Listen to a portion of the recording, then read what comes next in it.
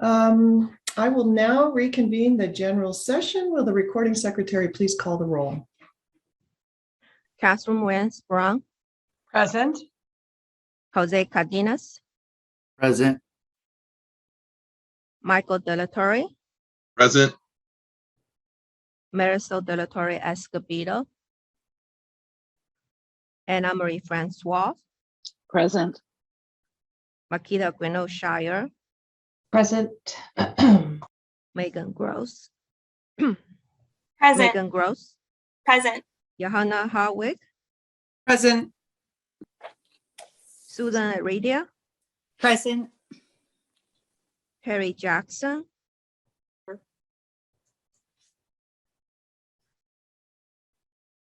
Bonnie Clark, Present.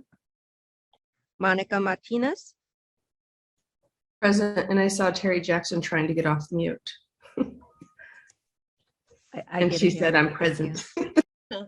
I'm here. David Simmons, Here. Tina Sloan, Present. Kimberly White Smith, Present. Marisol De La Torre Escobedo. Here. We have a quorum. Thank you. I'd like to remind members of the public about the process to provide public comments. The committee chair will announce when the public comment period is open during the presentation of the agenda item and ask for anyone who wishes to comment to notify the meeting moderator. Individuals who join the meeting via the Zoom webcast will need to click on the raise hand icon to inform the meeting moderator that they would like to speak on the item. The meeting moderator will notify the individual when it is their turn to speak by calling their Zoom ID. Please remember that the Zoom ID is the name used when logging into the meeting. At that time, the individual will be prompted to unmute their microphone and will be able to share their comment. Please note the Zoom ID name used by the member of the public to join the Zoom meeting will be displayed to the public when the individual provides public comment. Individuals who join the meeting via the US toll-free number will need to press *9 on their phone to inform the meeting moderator that they would like to speak on the item. The moderator will notify the individual it's their turn to speak by calling the last 4 digits of their phone number and will allow them to unmute their telephone. At the time, the individual will be prompted to press *6 and will be able to share their comment.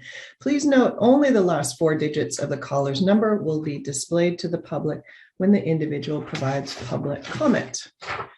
All right, now I recess the general session and move to the certification committee. Commissioner Simmons, will you please convene the committee? Good morning. I now convene the certification committee. The committee has one item before it today, and this committee hardly ever meets. So this is the first time I'm actually doing this. So let's show a little grace to the committee chair.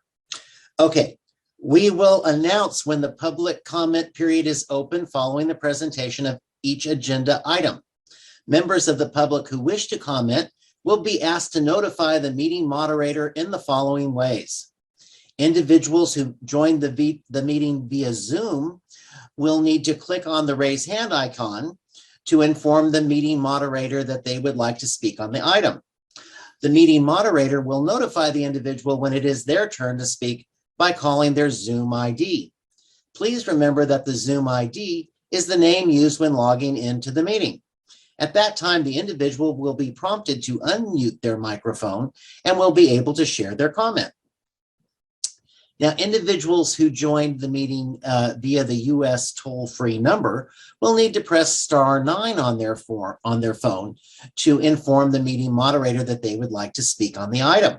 The meeting moderator will notify the individual when it is their turn to speak by calling out the last 4 digits of their phone number and will allow them to unmute their telephone. At that time, the individual will be prompted to press *6 and will be able to share their comment. So it's *9 if you want to make a comment, and then once you're prompted to actually share the comment, it's *6. Now, our first item, and only item for today, is 4A, Occupational Therapy and Physical Therapy Services Credential, necessity and feasibility discussion. This is an information action item that will be presented by Erin Skubal. Ms. Skubal, please begin. Thank you, Commissioner Simmons. You did great. Gold star. All right, good morning, everyone. Item 4A is an opportunity for you to discuss whether occupational therapists and physical therapists should be required to hold a commission-issued credential to serve in California's public schools.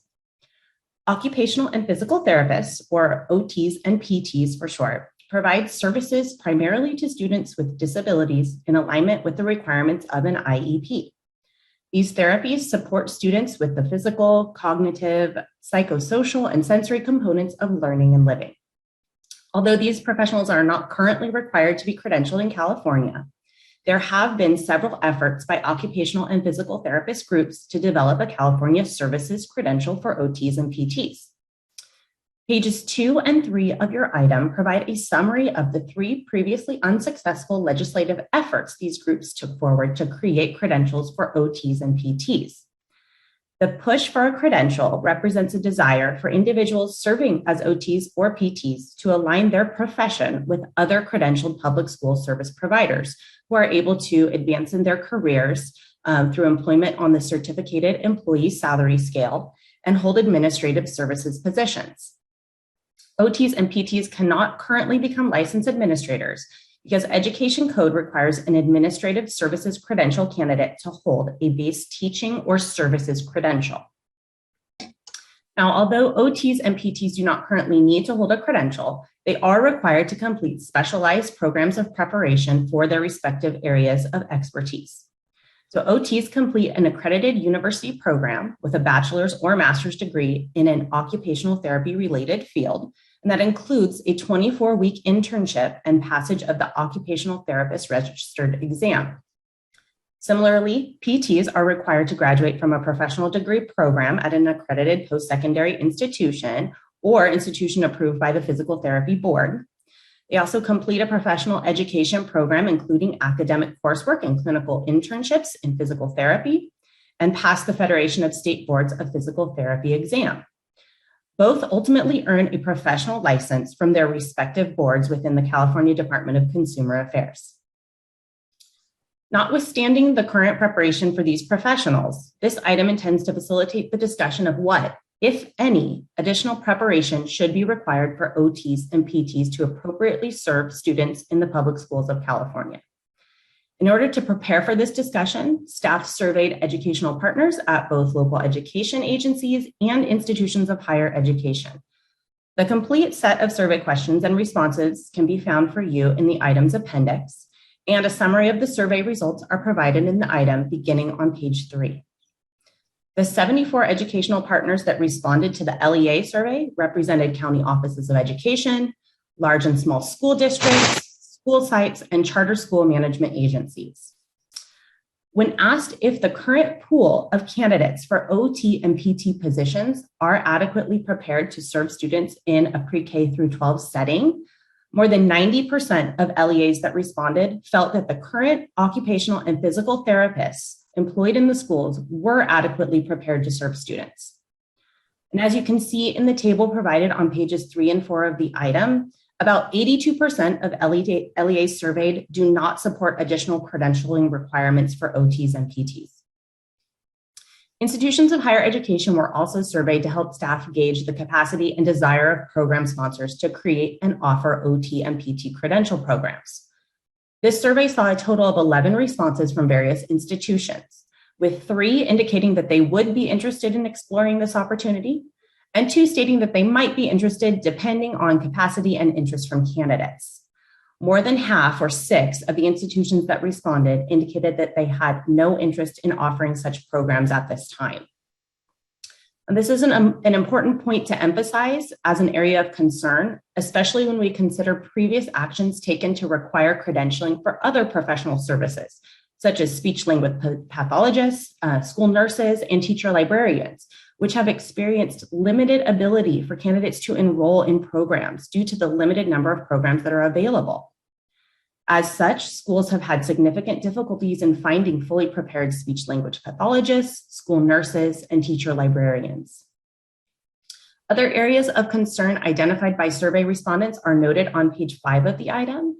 They include the potential reduction in the pool of eligible candidates in an already impacted and hard to recruit for area of work, additional costs for OTs and PTs to complete preparation and apply for licensure, impacts on rural and small school districts that have limited resources and ability to recruit, and the fact that there is little agreement on there being a lack of knowledge, skills, and abilities in existing OT and PT preparation to justify adding credential requirements.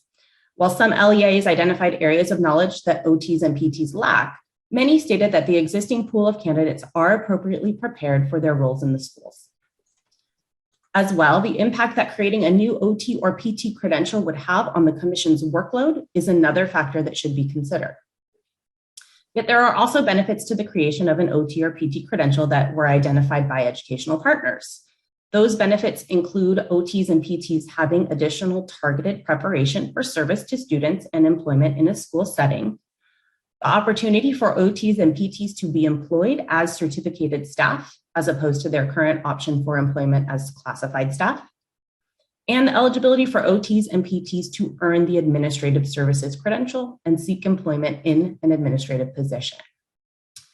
So should the Commission wish to pursue the creation of an OT or PT credential, staff has identified the clinical and rehabilitative services credential as the most appropriate avenue for this endeavor, as Education Code Section 44268 gives the Commission the authority to designate the services which can be offered under this credential. This would allow the Commission to create a credential through the regulatory process alone and would not require changes to statute. However, it is important to note that there are currently only 2 approved clinical and rehabilitative services credential programs in the entire state. So before I conclude, I just want to reiterate the task at hand as it relates to this conversation and ask that the Commission now discuss if there is a clear need for requiring OTs and PTs to have additional preparation that makes licensure a requirement to serve as an OT or a PT in California's public schools.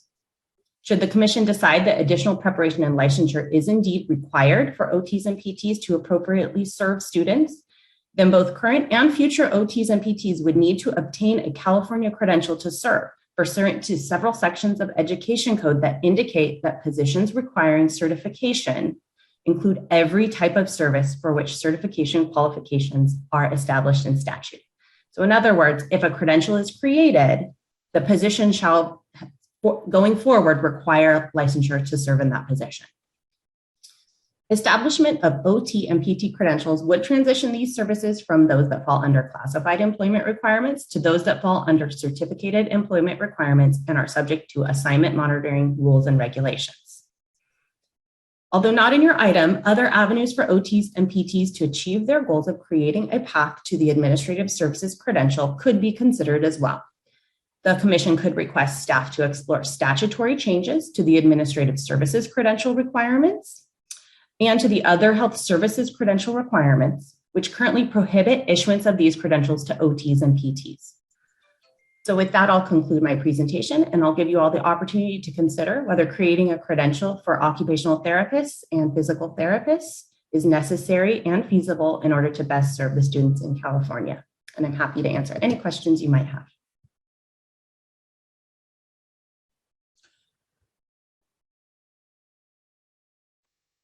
Okay, so help me here.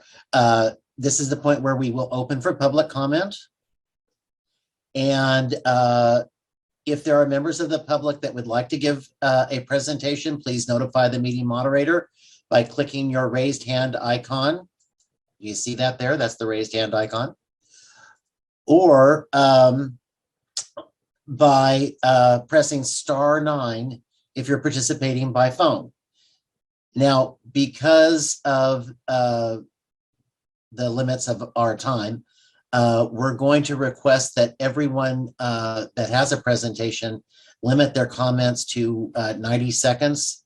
So that is a minute and a half. And having been the person that gives the comments in the past, I'm going to give you a minute to do that. So if you need to go through your spiel that you're going to give and you want to cut that back right now, this would be your time to do that. Okay, recording secretary, are there any public comments? Yes, Arlene, please unmute your microphone and share your comment. Yes, hi. Good morning, Commissioner. I'm Arlene Inoue, an officer of 11 years with United Teachers Los Angeles, where PTs and OTs, about 300, are a part of our 35,000 member certificated bargaining unit. Prior, I was a speech and language specialist in LAUSD or pathologist for 20 years. So my experience with OTPTs, I just saw them as part of the team in working as a speech therapist. And we collaborated together. We were equal partners. And I had no idea that they did not have a service credential because I got mine as a part of my training, master's, license, credential, national certification. It was just all part of what I did to become a SLP. So when I became an officer, I was really shocked to hear about the issues that they were facing. They were being evaluated by supervisors who didn't know their job, and they felt disrespectful, and they left at times. I know of one or several who have gone out of state because there was no pathway to this job. So at UTLA, again, they're a part of our special ed program and part of our union, and we strongly advocate for the mandatory service credential. It may be scary to some who, they don't know what it means or what it would look like, but we strongly advocate for this service credential. Thank you.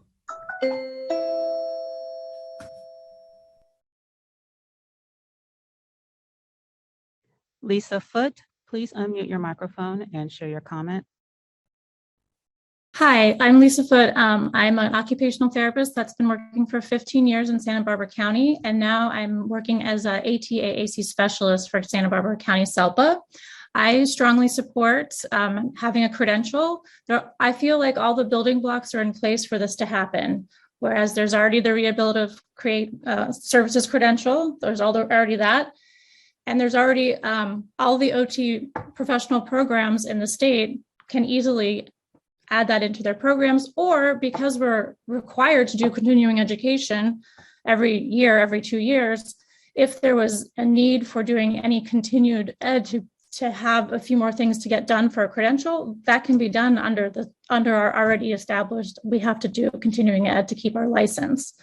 I also wanted to just point out that one of the bedrocks of occupational therapy knowledge and learning is universal design, which of course then grew into universal design for learning. So occupational therapists we're all in school-based settings because we are passionate about UD, UDL. We want to serve not just students with special education, but we can see how we can do things for all of the students, because we come from a place where we're looking at all the different systems, analyzing them, and trying to figure out how can we manipulate all these systems for the best function for any one student, any one district, or anything of that matter. So I think that OTs are well poised to be helping and doing more in school systems than they currently can. And one of those ways that we could do more is having certificated employment and being able to grow into leadership roles. Thank you.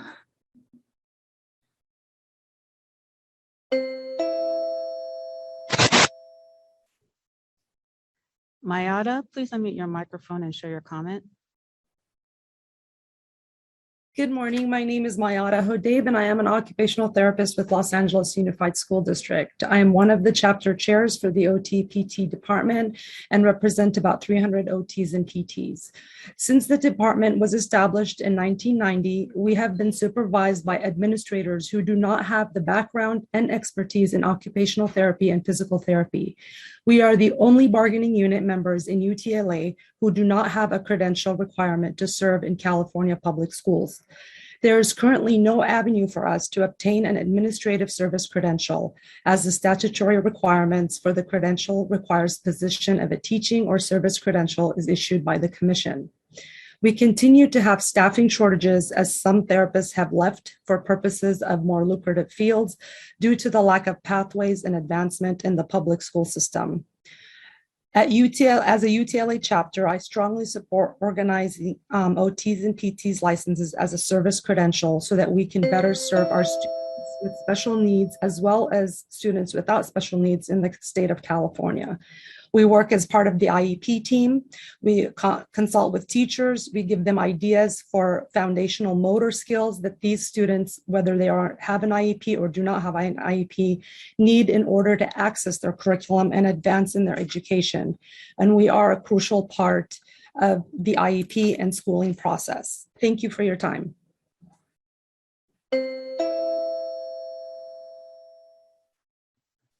Dawn James, please unmute your microphone and share your comment. Hello, my name is Dawn James. I am a pediatric clinical specialist in physical therapy. I have a doctorate in physical therapy and a doctorate in rehabilitation sciences. I'm a former school-based physical therapist, and I left the job specifically because there was no pathway for me to achieve any of the career goals and aspirations that I've set for myself. I am currently an assistant dean at a medical school in the School of Physical Therapy. I'm no longer a school-based physical therapist. LA Unified, which is where I worked, has invited me back to do continuing education to speak to the therapist. And it's a shame that therapists like me are no longer within the school district. We're not providing the services, the expert services that we're able to do so. I'm the chair of the curriculum committee at the school that I work in, and I can confidently state that we're prepared at graduation as OTs and PTs to provide educationally related services. What we're asking for is parity with the other professions. Often in IEP meetings, I'm the most trained and educated person sitting there based on my degrees. But what I can do and offer the IEP team in the school district is limited because we don't have credentials. As far as recruitment and retention, I left because of a lack of credential, not because it was a barrier. I strongly urge this commission to create a pathway for therapists like myself to work in the school districts and to be able to make progress within our career paths.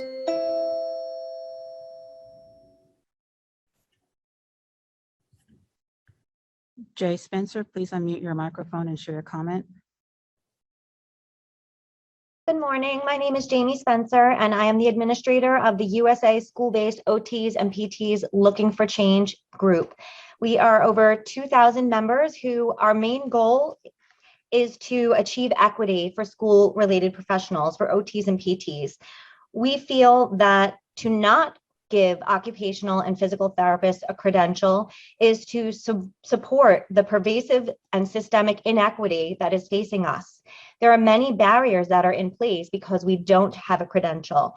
And OTs and PTs are licensed or highly qualified in our fields. We already meet the requirements of the credential status.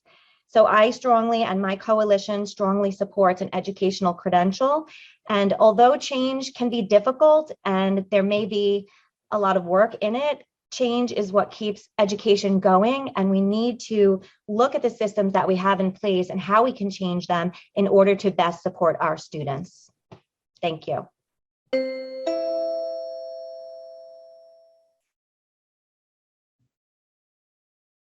Brianna Burns, please unmute your microphone and share your comment. Good morning, Chair and Commissioners. Brianna Burns on behalf of CSET, the California County Superintendent's Educational Services Association. We appreciate the conversation regarding the potential of requiring occupational and physical therapists to hold a credential to provide services in California's public schools. While we acknowledge the crucial and valuable role that occupational and physical therapists play in our education system, we have concerns regarding this proposal. Most notably, we are concerned that requiring these individuals to hold a credential would create another barrier to entry into the profession. For example, requiring candidates to obtain a credential may result in additional time needed to qualify and costs incurred by the individual. California's local educational agencies are experiencing widespread staffing shortages, both of classified and certificated staff. We do not think it is prudent to create additional difficulties for individuals interested in joining the educator workforce, particularly for individuals in these classifications who are already qualified by means of licensure. We appreciate the conversation and opportunity to comment today. Thank you for your time.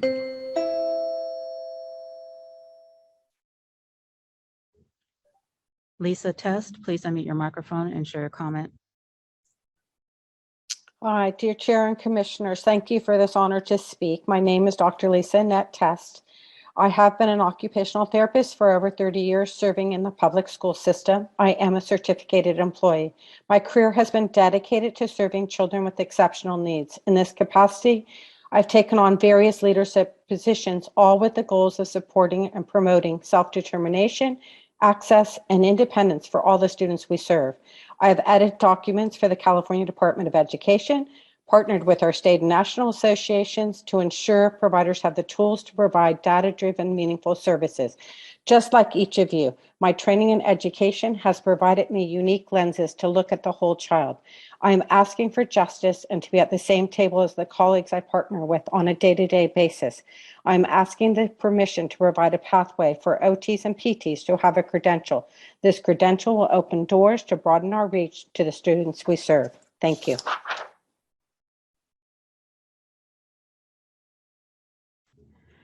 Janet Davis, please unmute your microphone and share your comment. Good morning. I'm Janet Davis, representing the California Federation of Teachers, including the 300 PTs and OTs who are UTLA members.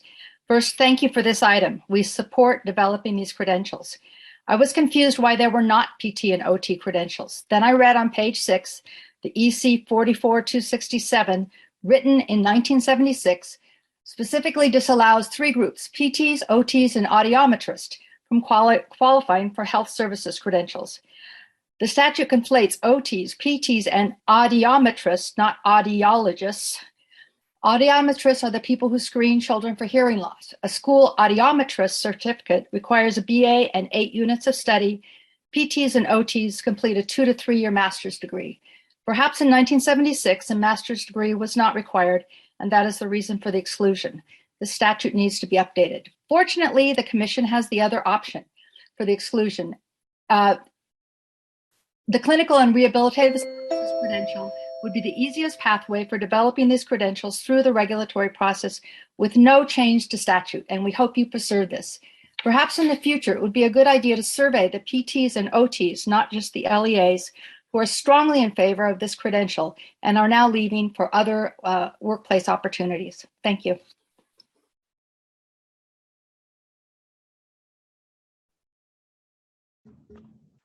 Jason Davies, please unmute your microphone and share your comment. Morning, commissioners. My name is Jason Davies, and I am actually a former occupational therapist in the school-based system. I actually left about a year ago because I had reached my max potential in the school district, and I just felt like there was something else for me to do. And now I train 8,000 school-based occupational therapists across the country. I disagree with the argument that most people make that this will actually hurt in finding school-based occupational therapists in the schools.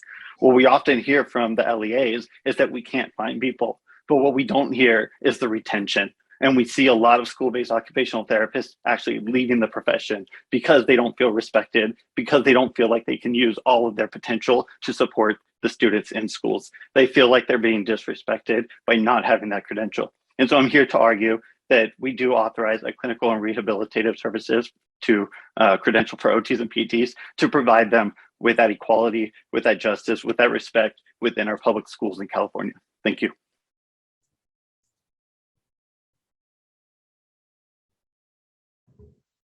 Michael Simpson, please unmute your microphone and share your comment.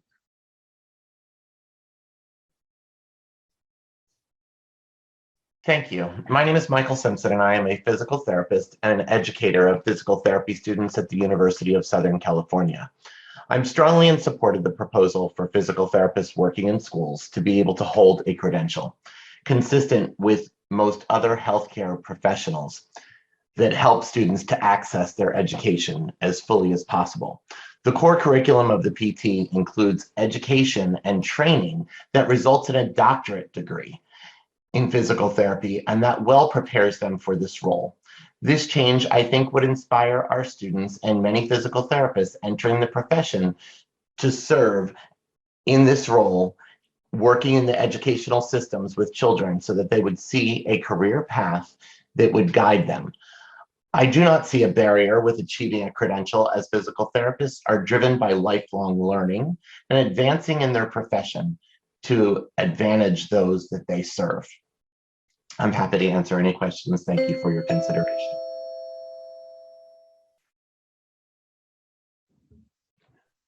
Marilee Gadler-Bell, please unmute your microphone and share your comment. Good morning. My name is Marilee Gadler-Bell, and I'm an occupational therapist with a master's degree. I've worked for the Santa Barbara County Education Office for the past 20 years, working in early education and school-based OT. I strongly support a services credential for OTs and PTs. In the survey sent out to the LEAs overwhelmingly reported they're having difficulty hiring and retaining OTs. And yes, this is true.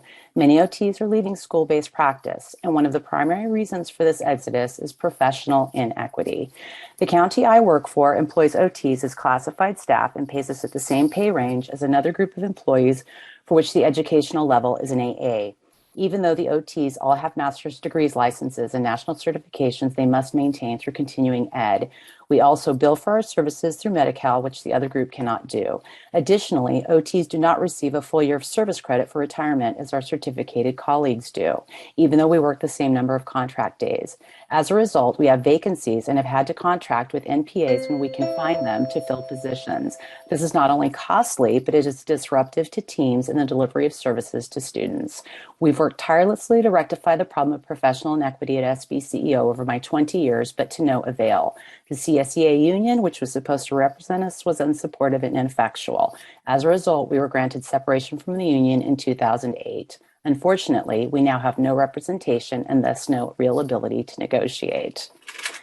I ask you to please approve the clinical or rehabilitative services credential for OTs and PTs, which will benefit school systems across the state. Thank you for your consideration.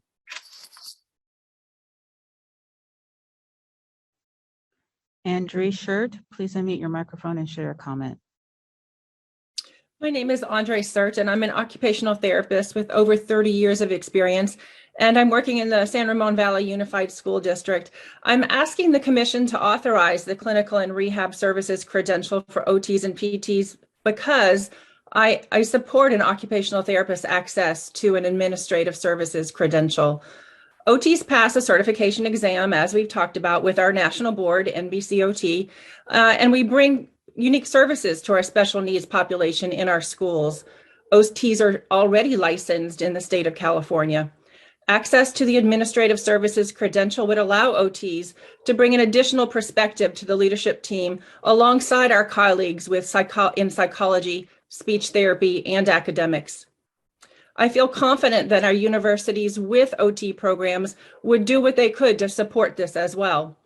OTs follow a career path in many other settings to include hospitals, outpatient clinics, and community programs, for example. I was one of those. I held many leadership positions in my past career. OTs are ready to bring their leadership interest and training and experience to the education setting.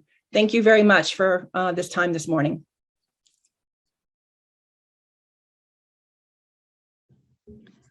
Valerie Teglia, please unmute your microphone and share your comment. Good morning. My name is Valerie Teglia. I'm a physical therapist and an assistant professor as well as director of clinical education at the University of Southern California in the Doctor of Physical Therapy program. I'm supportive of the proposal for physical therapists and occupational therapists being eligible to hold an administrative services credential. In my role, one of the things I do is counsel students for both clinical education and future career path. And many of our students who are interested in serving pediatric clients have shared information that after they have completed internships in the school environment, that one of the drawbacks that they hear from their clinical instructors is that they don't have a pathway currently to leadership positions. So oftentimes our students look to alternative pathways in serving pediatric clients. I would encourage this group to provide that opportunity for the credentialing process for them that would provide them a path to leadership so that they can serve these students within the school district. Thank you. Kate Ford, please unmute your microphone and share your comment. Thank you for this opportunity to speak, Certification Committee. My name is Kate Ford, and I'm a lifelong educator of 46 years as a teacher, principal, superintendent, and now just completed my term as school board president in Santa Barbara. My professional and personal experience with OTs and PTs has been nothing but stellar. And I was shocked recently to realize that given the training, level of knowledge and experience that's necessary at this time, a credential is not required nor even possible. I can verify that these talented folks are essential within a school. They carry large caseloads like most credential professionals. They hold advanced degrees and state licenses like most credential professionals. They're skilled, creative problem solvers like most credential professionals, and they're caring, knowledgeable members of school and district teams who serve and lead our efforts to meet the needs of our California kids. In the name of equity and fairness and common sense, OTs and PTs should be required to hold credentials in order to align with all the other credentialed educational partners serving in our schools, and in order to ensure they too have the opportunities that are available to other certificated folks. I'm certain that this will also increase the pool of candidates. And moreover, it's just the right thing to do. So the time is now to include OTs and PTs in the clinical and rehabilitative services credential. And I strongly support this. Please take action and begin the process with your vote today.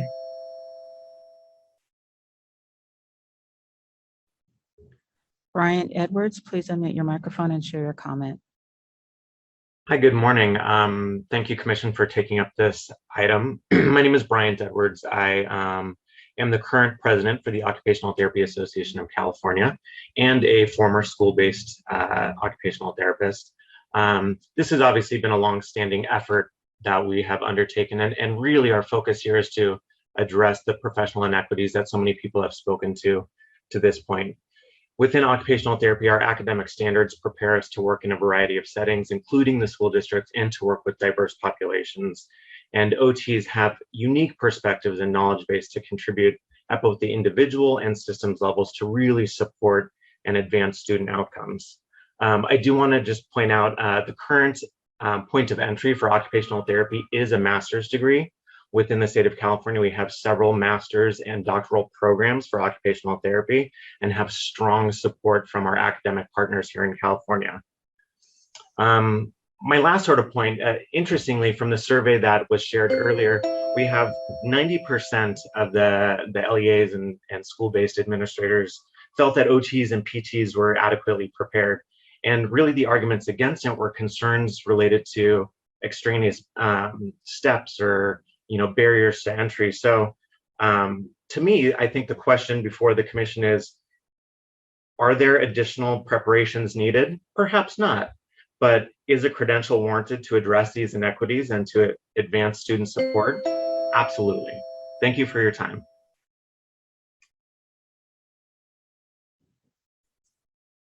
Erin Dolan, please unmute your microphone and share your comment. Hi, thank you. My name is Dr. Erin Dolan. I'm an occupational therapist of almost 22 years, and I hold my doctoral degree in education leadership. I'm asking the Commission to create and authorize a credential pathway for OTs and PTs in California. I know that the Commission believes that students are, and they should be, the primary focus here. And student learning and closing the achievement gap, that's imperative. We as professionals hold this same belief, and we have professional and stakeholder support. And with access to a credential, OTs and PTs can bring to the table an intimate knowledge of the neurological foundations of student learning and bring a unique perspective that can be truly a keystone in the state's efforts to closing the achievement gap. The state of California entrusts us to provide education to students with special education services who are the most needy and who have the largest achievement gap of any subgroup population. We're simply asking that the Commission give us the same trust, which is going to allow us to provide our expertise to all any level of need and to become educational leaders to facilitate change in schools. Much like others sharing here, I too left the K-12 education system. Lacking a credential, it has far-reaching implications, and it creates problems with equity, recruitment, and retention of qualified individuals. I'm asking that the Commission act now to authorize a credential, and the Commission does have the authority to address this important issue to align with its own mission and vision. Thank you so much for your time. Nikki Rounds, please unmute your microphone and share your comment.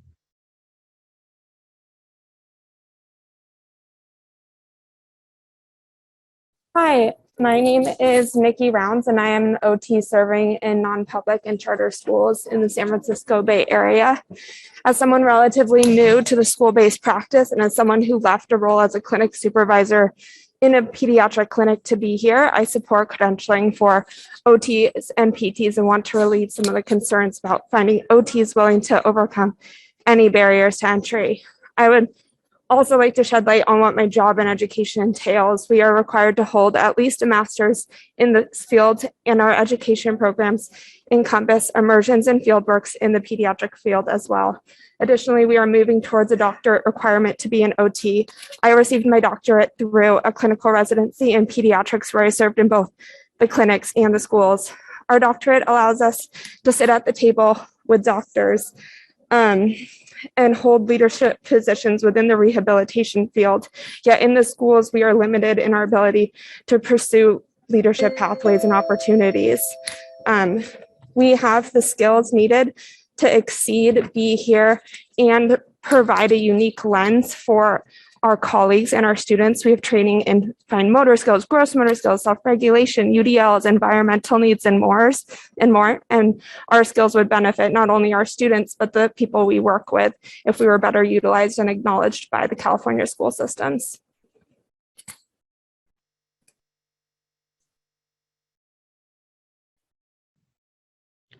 Doug Gephardt, please unmute your microphone and share your comment.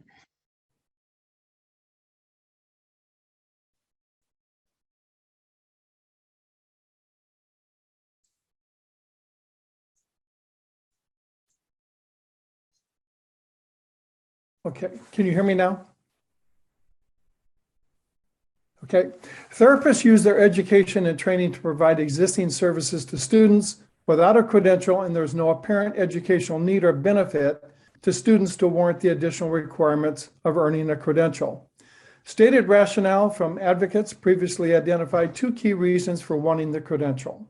A credential would allow individuals to earn an administrative credential to allow therapists a greater voice on issues involving occupational and physical therapist services. And two, a credential would open the door for therapists to possibly earn a higher salary.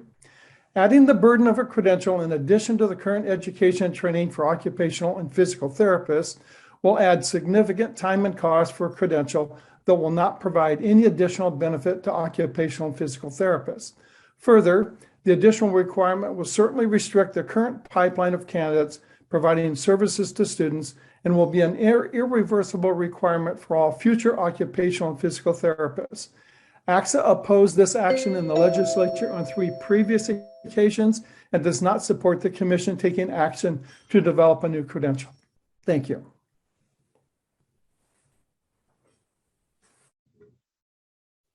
Raina Catrick, please unmute your microphone and share a comment. Good morning, commissioners. Thank you for taking the time to discuss this morning. My name is Rena Catrick. I'm an occupational therapist. I've been working in public schools in Los Angeles for 13 years now.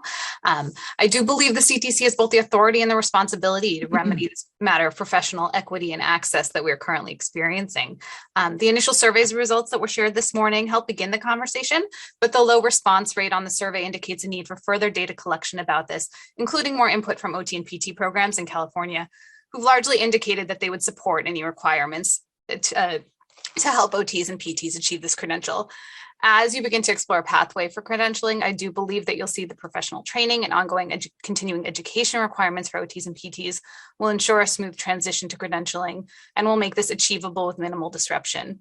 As we've heard this morning, many people leave school jobs to find places where they feel more professionally valued and have opportunities for career growth. And therefore, this type of change would also assist with the ongoing recruitment and retention of high quality and passionate providers, which will ultimately benefit the students we all seek to serve and help with student achievement and access in the long run. Thank you so much. Rochelle Murphy, please unmute your microphone and share your comment. Thank you for the opportunity to speak today. My name is Rochelle Murphy, and I'm an occupational therapist and founding academic fieldwork coordinator representing the developing OTD program at Keck Graduate Institute in Claremont, California. As a prior school-based OT myself, I encourage the commission to create this pathway for occupational therapists and physical therapists to be credentialed employees in the schools. I personally left school-based practice due to a lack of opportunity for growth in my career in the school setting and a lack of understanding of the potential for the role of OTs and PTs with our students. As master and doctorally trained professionals, we have the skills to provide valuable leadership and professional skills to support the full potential of our professions within the school settings. I ask the Commission to please authorize this credential and bring more equity and diversity to the administrative and leadership of our California educational programming and provide more opportunity to our California students. Thank you for the consideration.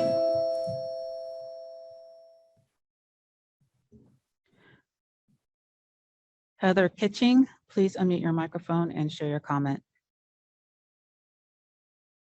Yes, hi, good morning. Thank you for this opportunity. My name is Heather Kitching, as stated. I am the MSOT, the Master of Science in Occupational Therapy Program Director, Coordinator, at California State University, Dominguez Hills in Carson. In addition to all of the comments that I agree with regarding opportunity and service to the young people of the state of California, I would just like to add that in the Cal State University system, we believe very strongly in providing endeavors of possibility for our own students at the university. And that, of course, includes the health and well-being of our own program. We believe very strongly that this opportunity to recruit and maintain good practitioners in the public school systems and other elements of the school systems would critically also achieve larger agendas that are surrounding us at this time, including the need for diversity, diverse representation, all at the level of policymaking. There's also the issue of mental health, and that this profession was founded in meeting the needs of those struggling with mental health concerns and issues. And with our roots being so firmly rooted over 100 years ago in mental health, now is the right time to have more and more expertise providing such mental health service for all the young individuals in the state of California. Thank you.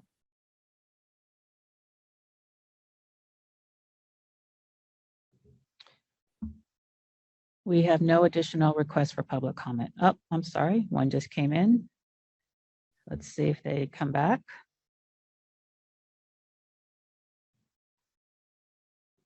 Julie Bissell, please unmute your microphone and share your comment. Thank you. This is Dr. Bissell. I'm a retired adjunct associate professor of occupational therapy at the University of Southern California and have practiced in school-based practice for over 30 years.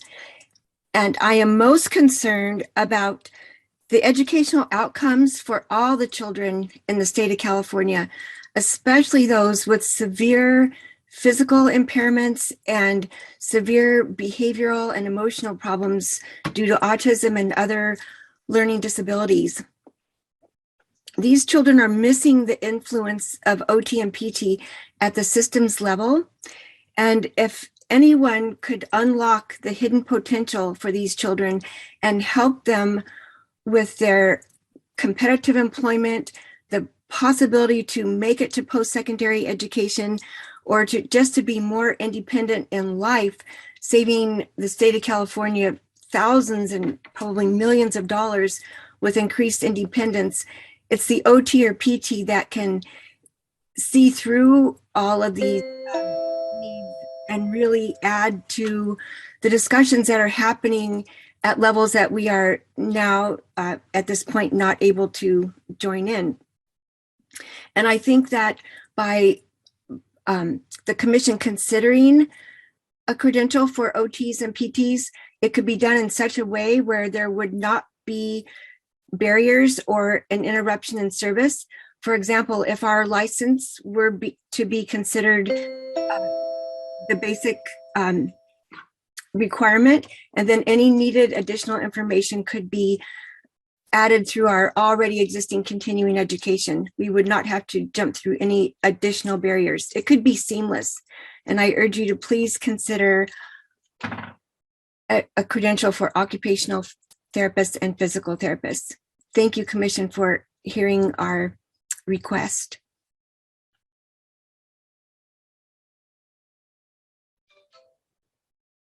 There are no additional requests for public comment. Okay, the public comment period for this item is now closed. And I have to say, all the speakers did a much better job of keeping to their time limit than I ever did. So next we go to the next section, which my script says, do commissioners have any questions or comments on this item?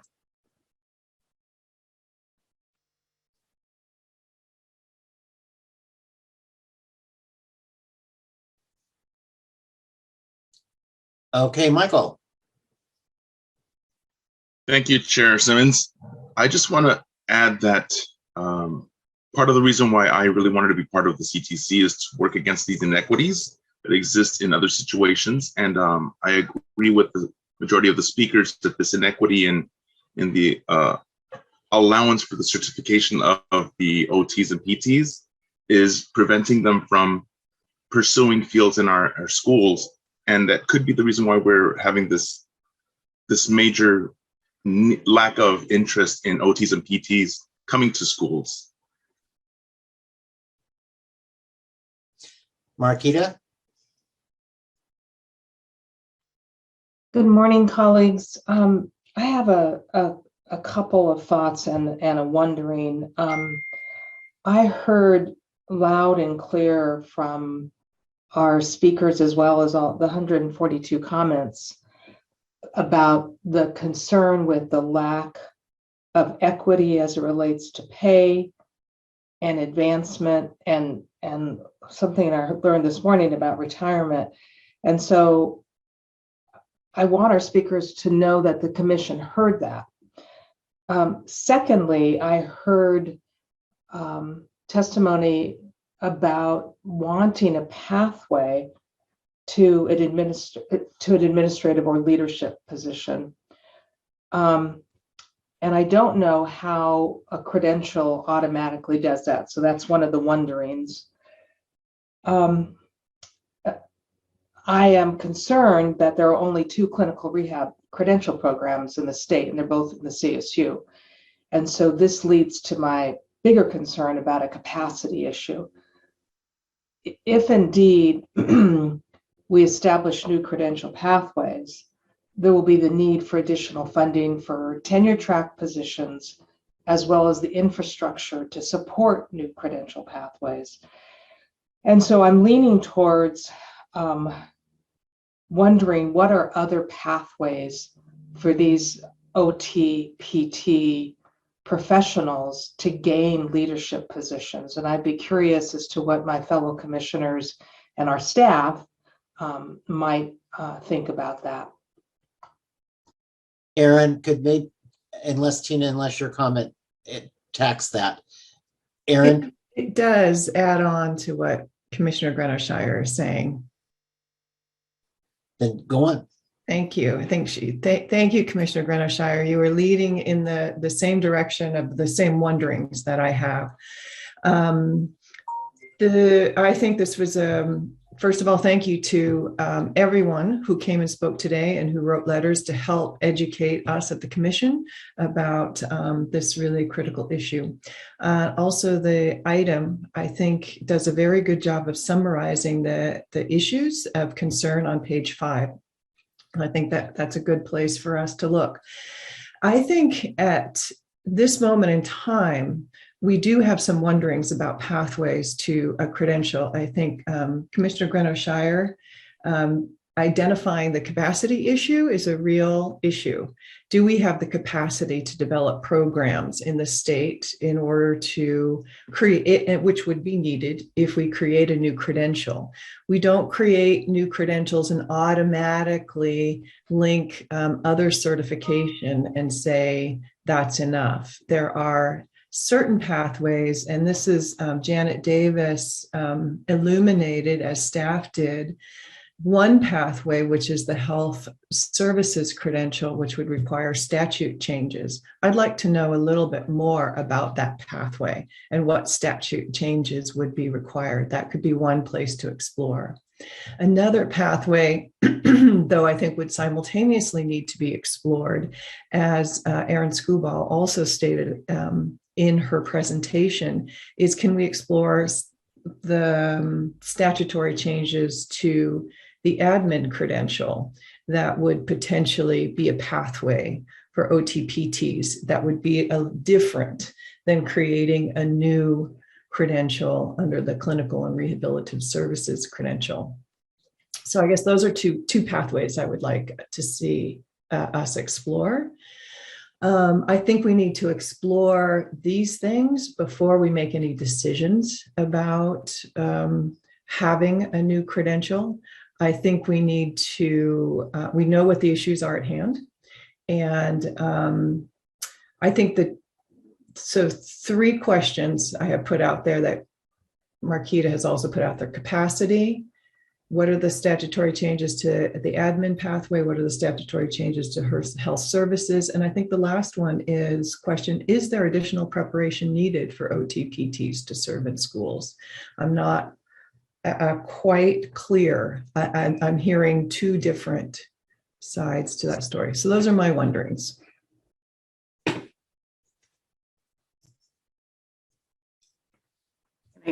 Ready for me, David? Yeah. So Okay. And not to put you on the spot, Yeah. but for these 3 questions, which as I got them, were capacity, statutory limitations, which is sort of a 2A and 2B for admin and CRS, and then what additional prep is required. Okay, so I'm going to take question 2 first, and then hopefully my colleagues in the professional services division might be able to jump in and talk a little bit about capacity and what additional preparation might be required. But I can definitely speak to other options that would exist through statutory change. So right now, the commission issues 2 types of credentials that fall under the umbrella of health or other services. So the clinical rehabilitative services credential is one of those. We also issue the school nurse credential, speech language pathologist credential, and all of those credentials require completion of a preparation program in addition to any other preparation outside of the commission's requirements. And there's also other health services that we issue, and we have the statutory authority under Education Code section 44267. And so this section of statute outlines that an individual needs to hold a 5-year or equivalent college or university degree or some other comparable professional preparation that's been approved by the commission, meaning the commission is recognizing this professional preparation outside of a commission-approved program, and possess a valid license or certificate related to that health service. So, this really aligns with what occupational and physical therapists currently already do for their preparation. And we heard a lot of our commenters, state that OTs and PTs are very well educated and very well prepared to serve in their assignments in public schools. The issue exists in the statute where it specifically states that occupational therapists or physical therapists are not deemed health services within the meaning of this section. And I believe Ms. Davis pointed out that this statute was enacted in 1976. And so, the circumstances at the time likely were very different than they are now for what occupational and physical therapists were required to do to earn their professional license. So that would be one avenue where statutory amendments could alleviate, this issue where OTs and PTs don't have access to a credential. With that, in order to ensure that they had an avenue to the administrative services credential, that section of statute would also have to be amended to recognize credentials issued under 44267 and allow them to be recognized as the prerequisite teaching credential. So right now, administrative services credentials require that an individual hold what we call prerequisite teaching or services credential.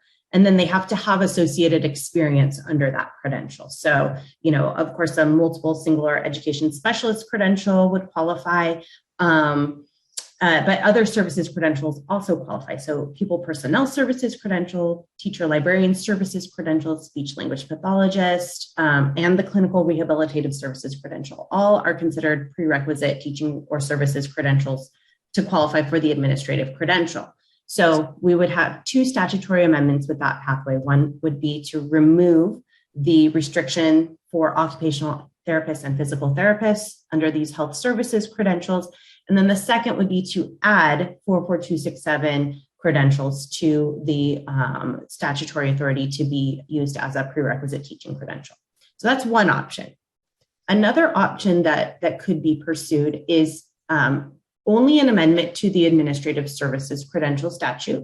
Right now, like I mentioned, it requires a prerequisite teaching or services credential to qualify. However, if there was an exception carved out in statute that recognized an OT or a PT's professional license as equivalent and did not require them to obtain a California teaching or services credential to qualify, then they would have a direct path to that administrative services credential. Now, the clinical rehabilitative services credential pathway that was talked about in the item, that solely would require regulatory change.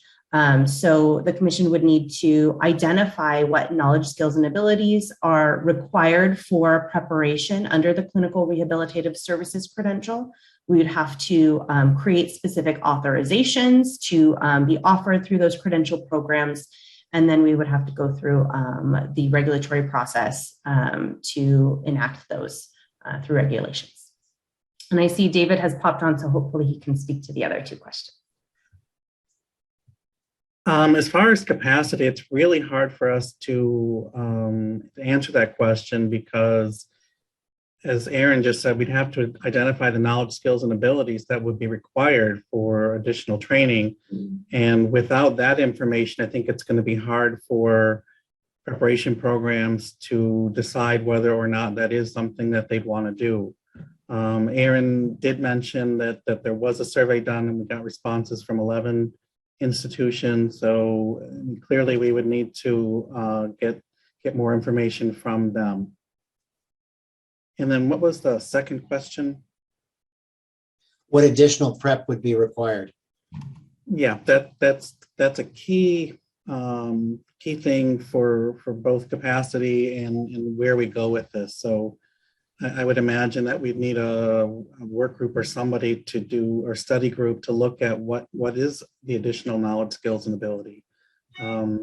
This is not my area of expertise, so I can't even give you a guess. You know, many of the speakers, in fact, I would say I think almost all of them said that they're already highly qualified. They're essential members of the team. They didn't even know that they weren't credentialed because they were equal partners. Do we have any credentials where we just accept the license and don't add anything to it? Yes, that is the health services credential that specifically designates OTs and PTs as unable to be licensed through that statutory authority. So yes, that does exist. We do issue for physicians, for dentists, and those individuals just provide their transcript showing their completion of their professional preparation and a copy of their license. And we issue a credential solely based on that preparation outside of the commission. However, the statute that authorizes us to issue those credentials excludes OTs and PTs currently. Does it exclude speech therapists? No. So we could just dial back all the requirements on speech therapists also? That's a good question. We would have to look into that. Okay. Several years ago, when I was on the other side of the table asking for input, we had a whole presentation that we did with CSET on how impossible it is to get speech therapists in California. And the commission staff, or not the commission staff, the commission chair at the time, said that they would convene a meeting on how difficult it was to get speech therapists. Now, I don't know that there's research on this, but the urban legend associated with it is that because we have a added credential requirements and we have no doctoral programs in the state for speech therapy, that those are the primary reasons why we can't get speech therapists in California. So I'm wondering if we should address this problem before we know what caused the problem with speech therapists.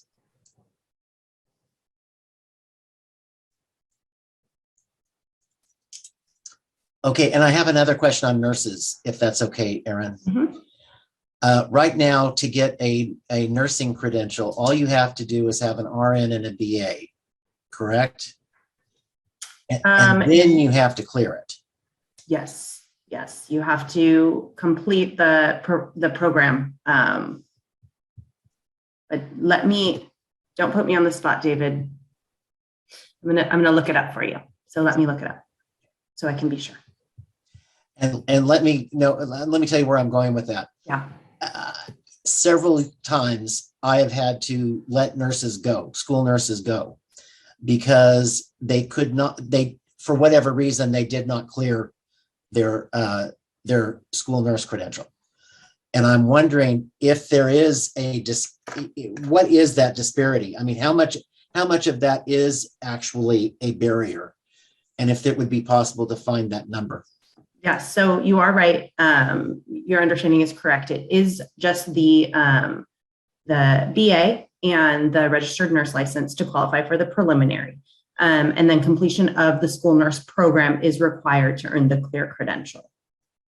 Okay. And so I think the important distinction, and we would have to, kind of gather some information on this, is does the school nurse credential and does the speech language pathologist credential exist elsewhere in statute? So what is our authority for us to be issuing those credentials? And so we can do some digging on that and get information to you on what the authority for issuance of those two credentials is, whether we're drawing upon the health services credential statutory authority or whether we're drawing upon statutory authority elsewhere. I would be very interested if we could remove barriers from the entire health services range,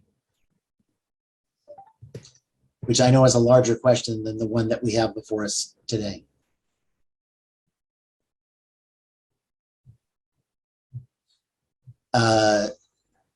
Chair Sloan? I see Executive Director Sandy also raised her hand. Why doesn't she go first? I was just going to say that we'd be happy to, am I muted? Can you hear me? Okay. We'd be happy to take a look at these various issues and options and come back at a future meeting with more information for you. I think that would be very helpful.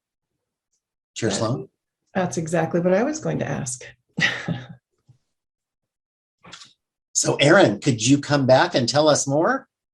Absolutely. We'll be happy to do that for you. Any further discussion? Mary, your hand is still up. Oh, Marquita.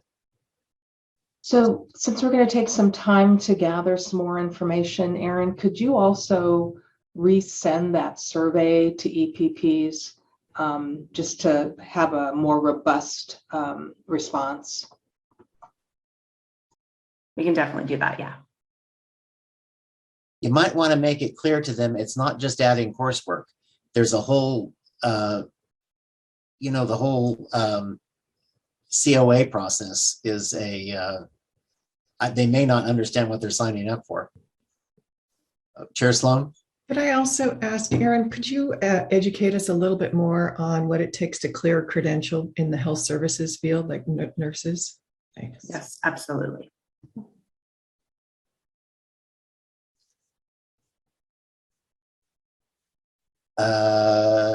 This is an information action item and no action is necessary unless commissioners wish to make a specific motion.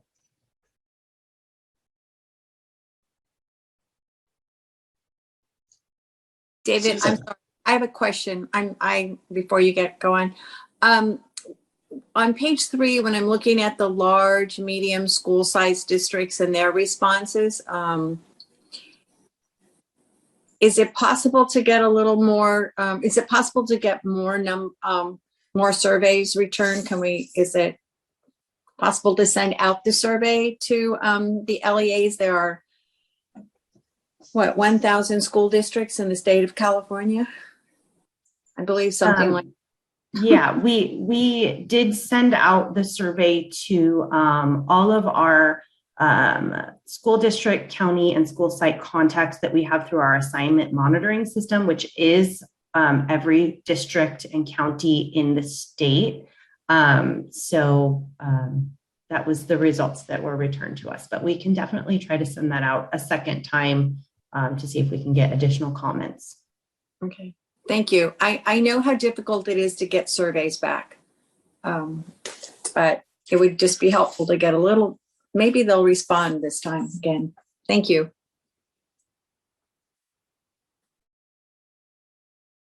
Kimberly.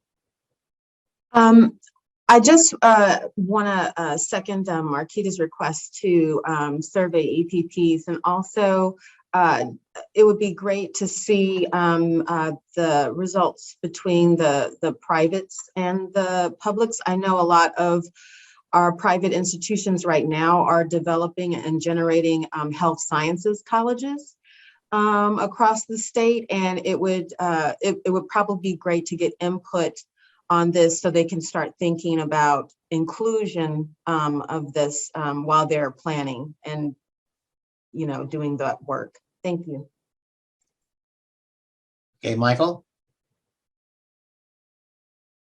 Thank you. I was also wondering if we could also survey the OTs and PTs themselves on the questions of retention, and if that's a reason why they're leaving, or if the certification is a reason why they're not choosing to go into the field. Because we don't credential OTs and PTs, we don't really have direct access to contact them, but we can contact some of the groups that we know represent them and see if they can get that information for us. Thank you. I would like to see some of that information.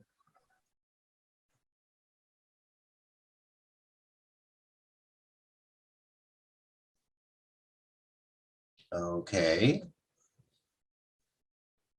So I think the direction, do you feel like you need more direction, Erin? No, I think we will bring back a future item for you all with answers to these questions and hopefully some more survey data for you. And this is a major issue. I mean, I have two open positions. So for anybody who's listening, if they want to come to Santa Barbara. Okay, so having no additional items today, I adjourn the certification committee. Thank you, Commissioner Simmons. Well done. And thank you, Erin.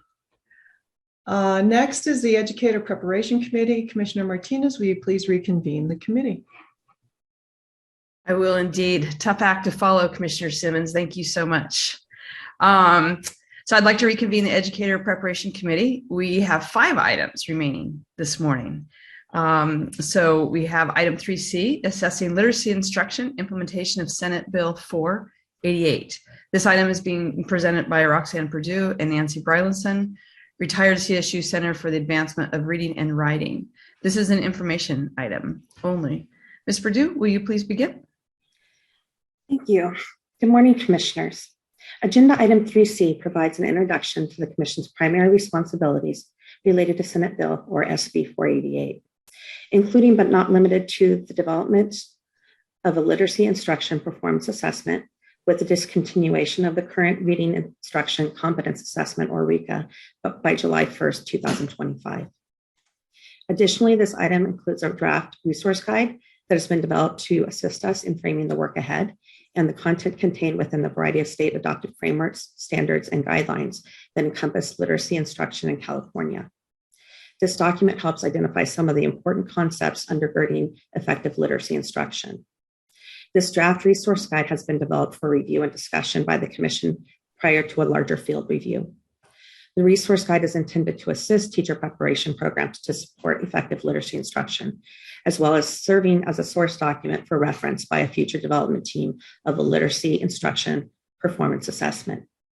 SB 488 requires the Commission's standards of quality and effectiveness and teacher performance expectations, or TPEs, align with the primary state document. The State Board approved English Language Arts, English Language Development, or ELA/ELD framework. And it incorporates another primary state document, the California Department of Education's Dyslexia Guidelines. While statute refers to the framework and the dyslexia guidelines specifically, it is important to note that the framework serves as a guide for implementing two sets of state board adopted TK-12 standards, the ELA literacy standards and the ELD standards. Additionally, other recent state board approved documents related to the development of literacy are also included in our analysis and referenced in detail throughout the draft resource guide. Today's agenda item focuses on three primary deadlines of our work, along with a preliminary plan for implementation. The amended and added education code based on SB 488 requires that by September 1st, 2022, the Commission complete a full analysis of the current program standards and literacy teaching performance expectations, or TPEs, to ensure their alignment with the specifics of Education Code 44259B4, paragraphs A and B, that were amended and added by SB 48. Staff will engage our education and community partners in conducting this work. Based on this analysis, we anticipate that any amendments and additions to the standards and TPEs will be brought forward to you in a future item. By September 1st, 2024, in addition to the requirements noted in September 1st, 2022, the Commission is required to ensure that program standards and literacy TPEs are aligned with the ELA/ELD framework and incorporate the California Dyslexia Guidelines. This may also be referenced in the new Education Code section 44259.7. In complement to the work by programs in addressing the incorporation of the dyslexia guidelines, the Commission has a $2 million dyslexia grant that will be available for use in supporting the program's efforts to develop curriculum that incorporates the dyslexia content from the guidelines. More about the dyslexia grant will be provided in item 3G later today. It is important to note that SB 488 encompasses more than the three main deadlines noted in this item. The bill is detailed and complex with additions and amendments to other sections of the Education Code that will also impact our future work in this area. For example, Education Code section 44320.3b states that before requiring successful passage of the literacy instruction performance assessment for the preliminary multiple subject teaching credential and the preliminary education specialist teaching credential, the Commission must certify that all of the teacher education programs approved by the Commission provide instruction in the knowledge, skills, and abilities required in the Education Code section 44259B4 A and B, which encompasses the study of effective means of teaching literacy, including but not limited to the study of reading that is delineated in subparagraphs 4A and B, as well as including tiered supports for students with reading difficulties, English learners, and pupils with exceptional needs. The credential programs must be aligned with the Commission standards and TPEs, along with the ELA/ELD framework, and incorporate the California Dyslexia Guidelines. By July 1st, 2025, the Commission must implement a literacy instruction performance assessment. As you know, development of a performance assessment takes time. It is expected the development work will begin in summer of 2022 in order to meet that 2025 deadline set in statute. While passage of the new performance assessment will be required to earn a preliminary multiple subject and education specialist credentials, the preliminary single subject English language arts credential preparation programs are also required to address the standards and literacy TPEs in coursework, though not passage of the new performance assessment.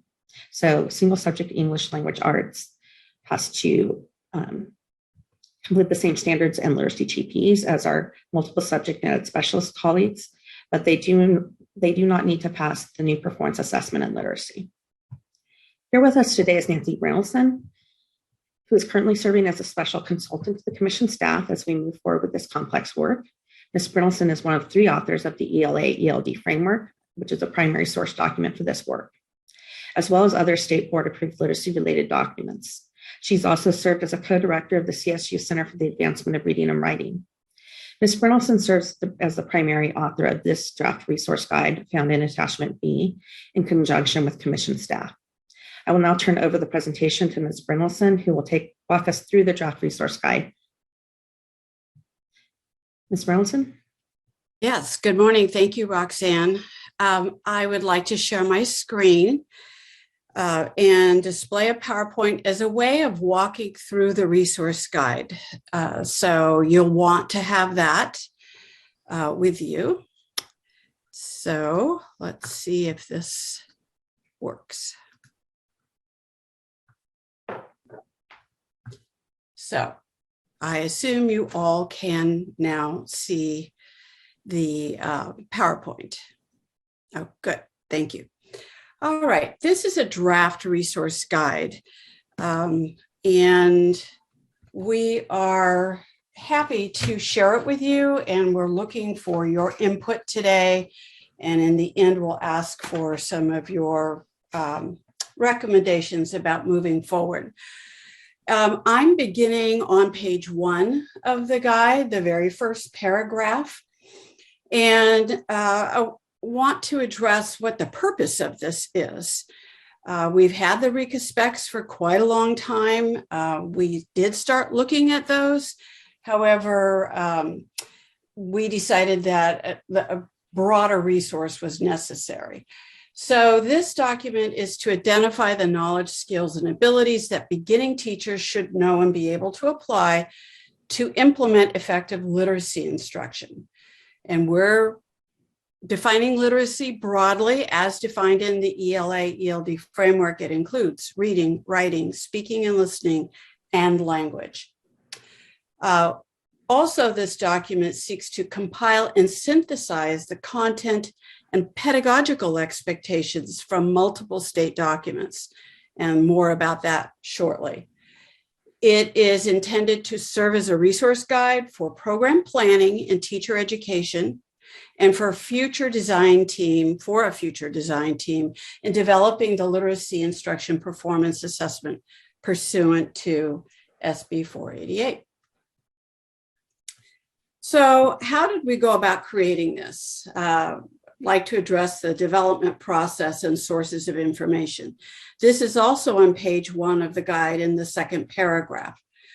We look to determine what beginning teachers should know and be able to do based on what state documents say that students are expected to learn. So the English Language Arts, English Language Development Framework, as Roxanne indicated, really serves as an implementation guide, if you will, for the California Standards for English Language Arts and Literacy and the California English Language Development Standards. So those were our first 3 documents that we consulted. We identified for this document the comprehensive and integrated literacy model described in the California Comprehensive State Literacy Plan. So here's a 4th document. And this is the first element. The different sections of this document are called elements of the resource guide. And it includes 5 overarching components. Now, some of these are going to be very familiar to you from TPEs and standards, but take a particular meaning within the state literacy plan: multi-tiered system of support, or including best first instruction, access and equity, instruction for English learner students, the California dyslexia guidelines, and the assessment system. So this is an overarching element, if you will, that applies to all the remaining content that we'll discuss. This is all listed on page 1 of the resource guide in the 3rd paragraph. We're moving on now to page 2. So a few more comments about how this was developed and how it's organized. We also identified the 5 themes of the ELA/ELD framework as the remaining elements or organizers for this resource guide. And you're probably familiar with these. Foundational skills, more on that in a bit, meaning making, language development, effective expression, and content knowledge. Our intent really is to bring together these state documents and really follow their lead in identifying what it is that beginning teachers need to know and be able to do. On page 2, you see the vision that the state literacy plan builds on. It builds on the vision expressed in the framework, even though that now dates back to 2014. This diagram is probably familiar to you. The overarching goals for English language arts and English language development are indicated in the orange circle around the outside: readiness for college, careers, and civic life, capacities of literate individuals, broadly literate, and preparation for the 21st century. What's meaningful about this diagram is that the standards are at the center to support students and to guide teachers. So here we've identified on page 2 in that first section, overarching goals, the guiding principles, and the circles of implementation, which is what we call this particular diagram. You'll see in this diagram that those 5 themes that really unify the ELA literacy and ELD standards are indicated. And if I were to animate this, which I'm not going to, you would see that these all circle around each other and complement one another. We also incorporated content from 4 other important state sources: the California Dyslexia Guidelines, which Roxanne commented on as an important part of SB 488. The Resource Guide to the Foundational Skills of the California Standards for ELA Literacy. This is a companion document that pulls together the content related to foundational skills and the pedagogical advice that is in the framework in one place. And it's in the CDE website. Also, a document you may not be familiar with, is fairly new, but worth taking a good look at: the California Digital Learning Integration and Standards Guidance. And yes, the CTC Literacy Teaching Performance Expectations. Now, we didn't look at everything that we should have, and it's been pointed out by some expert reviewers that we need to also reference the California English Learner Roadmap, the California Practitioner's Guide for English for Educating English Learners with Disabilities, and the most recent document, Improving Education for Multilingual and English Learner Students, Research to Practice. And so that is work that I would like to undertake. Now, getting more into the, we're still on page 2, but we're talking about giving you an overview of how all this is organized. We use a lot of abbreviations because we want to be clear where this information is coming from. You know, it's all well and good to have a document, but what does it really mean and where did it come from? There's a guide to the abbreviations on page 4. You're going to want to have that at your side until you commit those to memory. I'm being a bit facetious. And then that's followed by charts. So I said there would be 6 elements. So there's charts of essential literacy content for teacher preparation. That's pages 5 through 34. It starts with the overarching element, the comprehensive and integrated literacy model. And I think that that's a bit different than the others in that it addresses more system issues: dyslexia, MTSS, English learner assessment, as well as access and equity. It would be useful to have that kind of at the side as you're looking at the other elements. Then the other 5, which I've already mentioned, foundational skills, meaning making, language development, effective expression, and content knowledge. All of these themes work together and they are all important. You'll notice that foundational skills were moved up in the framework. They're in a slightly different order, but you can't have one without the other, sort of, you know, the old soup and sandwich. But foundational skills are critically important, and so they're highlighted here. Now, you're also probably thinking, oh my gosh, there's a lot of detail, a lot of bullets. I would like to point out that this document compresses, condenses, and synthesizes a framework that's over 1,000 pages, 2 sets of standards, which are over 100 pages each, and all of these other documents, which, run to at least 100 pages each. Finally, you'll find appendices at the end, and we'll talk a bit more about those later, and then references for all of the documents that are included here. So the idea is that program planners and assessment designers will have at their fingertips everything that the state has to say about literacy and how it should be taught so that they can make decisions about what to include.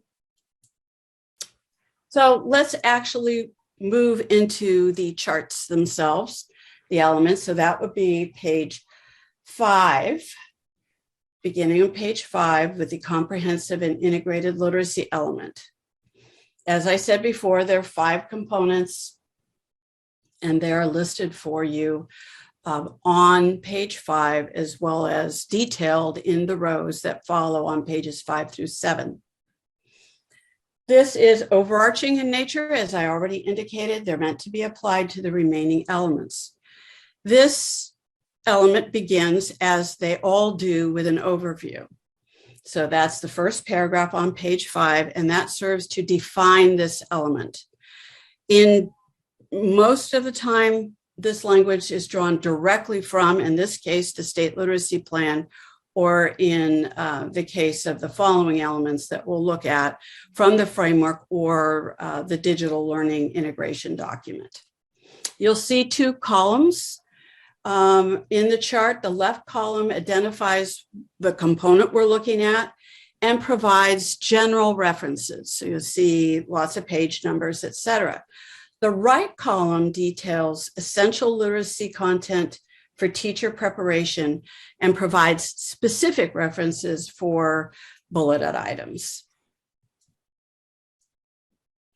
Moving on then to our first element, foundational skills. That is pages 8 through 21. Here we have 5 components. There's always a general component. We found that there were things that really apply across the components of a particular theme or element. And so we captured that in sort of a beginning general section. And then the following components are really the same categories that you see in the ELA literacy standards: print concepts, phonological awareness, phonics and word recognition, and fluency.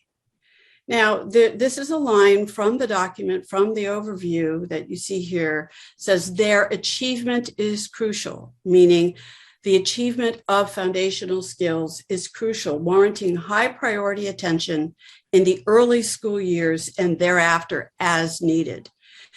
What's important to point out here, a student making expected progress in print concepts or phonological awareness will have mastered that content by the end of grade 1.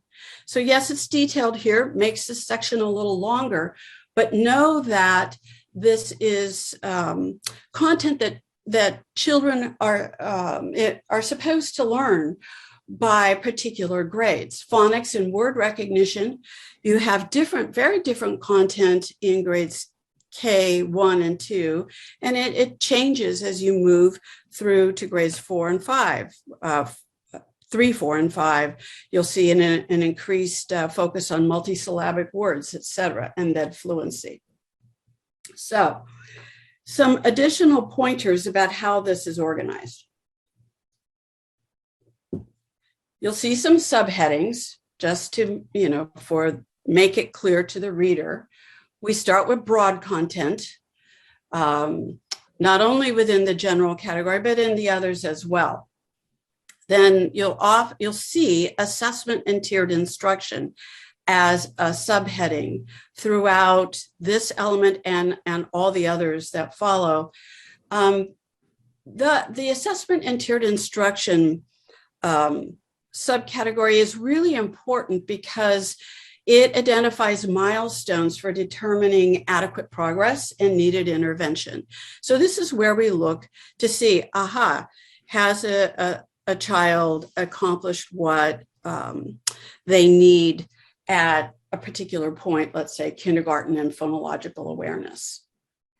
Comprehensive and integrated literacy, that's a reminder to keep looking back at MTSS, access and equity, etc. English learner students. Now, the entire document is intended for English learner students. It's intended for all students. But there is some specific content that applies to EL students. And so that's called out. And I've had some feedback about some additional revisions we can make there, additional content to add. Then there are some subheadings that are unique to this element. So unique to foundational skills, automaticity, spelling, morphology, multisyllabic words. Because this is complex and detailed, it's the most detailed element. We found that these subheadings were helpful in terms of organizing the material so that is most understandable. And I would mention that spelling actually lives under effective expression in using language conventions, but there's this reciprocal relationship between decoding and encoding. You really, for decoding to be effective, you also need to have children writing what they can also decode. And so we wanted to make a note of it here, but in the detail about spelling is really in the effective expression section. And that's another, I'll just say it again, it would be insufficient to only have the foundational skills element. It can't stand on its own. It works with all the other elements. Okay, so believe it or not, we're moving on to meaning making, and that's pages 22 through 24. There are two components here, general and meaning making with complex text. Talk to teachers, they will say that meaning making with complex text is indeed a complex endeavor. It's one that starts in transitional kindergarten, and it's one that we work on in every single grade all the way through grade 12 as it becomes increasingly sophisticated and complex or difficult. The standards, whereas in foundational skills, the standards are very specific and very detailed. And then once those are learned, those drop off, as I indicated before. But the standards here in meaning making all build on one another. So we never really leave them behind. A good example is standard 1 from both reading literature and reading informational text, which is all about evidence. But it starts with details that kindergartners notice and are able to identify, moves into opinion in the later elementary years. And then in 6th grade, we're really looking at evidence and we're looking at argument. So these, it may look shorter, but it is no less complex. The other comment I would make about meaning making is that it is not just reading comprehension.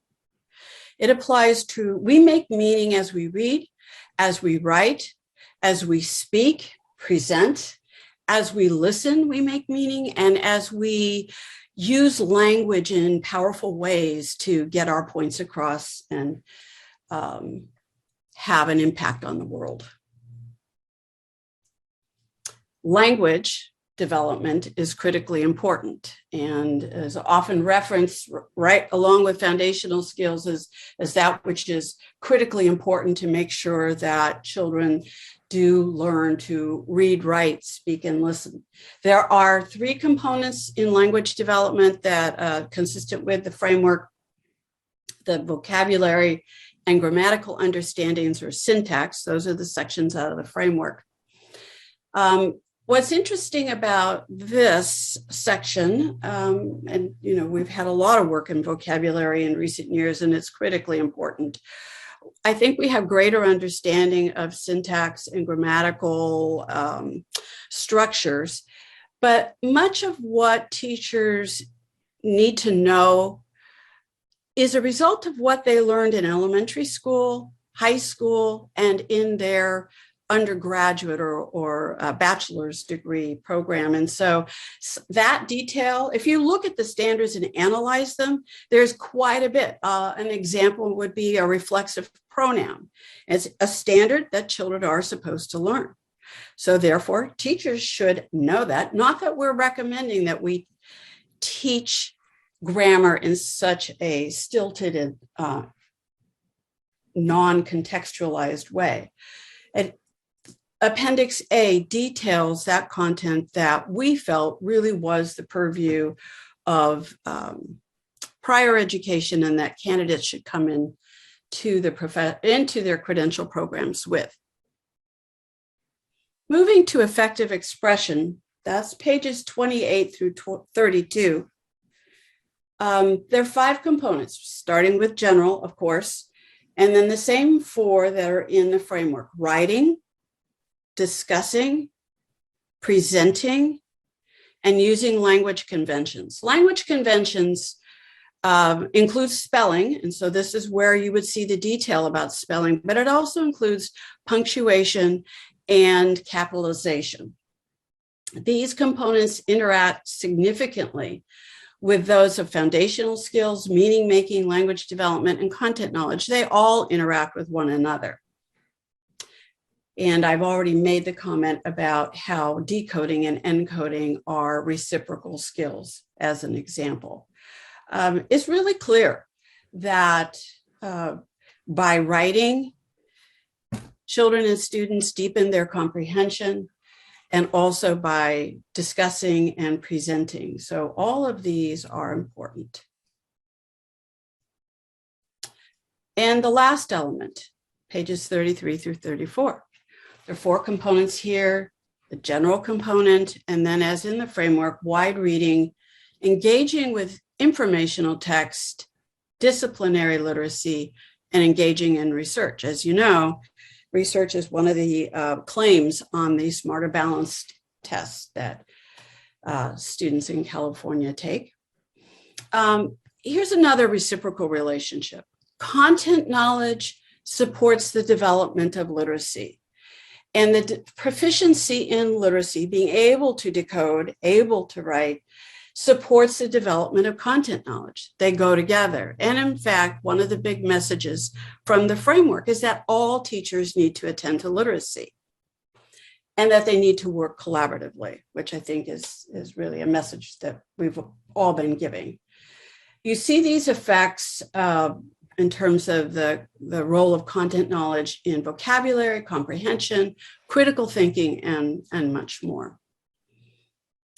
So these are the 6 elements in this document. And as we looked at aligning or incorporating the framework into the information to be used to plan programs and develop an assessment, it became very clear to us that it's important to look across the full range of the themes of literacy, or the elements as we're calling them in this case. Some things, such as foundational skills, are critical that we do well at the beginning, and that children are really supported to achieve those, and that we identify children who are not making progress for Tier 2 interventions, and perhaps if they potentially have dyslexia, and teachers need to understand what those indicators are, that they be assessed for that and supported with Tier 3 interventions. Likewise, students with disabilities. The document finishes up with 3 appendices, and we've talked a bit about Appendix A. Appendix B, both appendices B and C give more detail Appendix B details the cross-mode language processes identified in Part 2 of the California ELD standards. All teachers should be working with the ELA literacy and ELD standards in tandem, as if they have any English learners in their classroom. And these cross-mode language processes are critical to understand both for integrated ELD and designated. And finally, Appendix C, dyslexia screening and instructional recommendations. It's going to be a partnership between general education, classroom teachers, and specialists to support students who have disabilities and who have dyslexia. And so some of the more in-depth diagnoses that need to take place to identify students with disabilities or dyslexia are really the purview, we feel, of the education specialist, as well as a Tier 3 intervention. And lastly, there are references with all of the URLs for the documents that are included here. So next steps, that is a whirlwind tour of this 40-page document. And I apologize, but I don't apologize. That is long and detailed because I said before, it is condensing over, thousands of pages of resource material. We would hope that as you look at this document and look at the plan for implementing SB 488, that you would direct us to revise this preliminary draft based on the expert feedback we're receiving and on your feedback today. And that this go out for formal field review with our community and education partners. And ultimately that field review be analyzed and a final revision of this document be developed for your approval. And with that, I thank you, and I will stop sharing the screen. And Roxanne and I are happy to answer your questions. Thank you so much. Roxanne, did you want to add anything else or?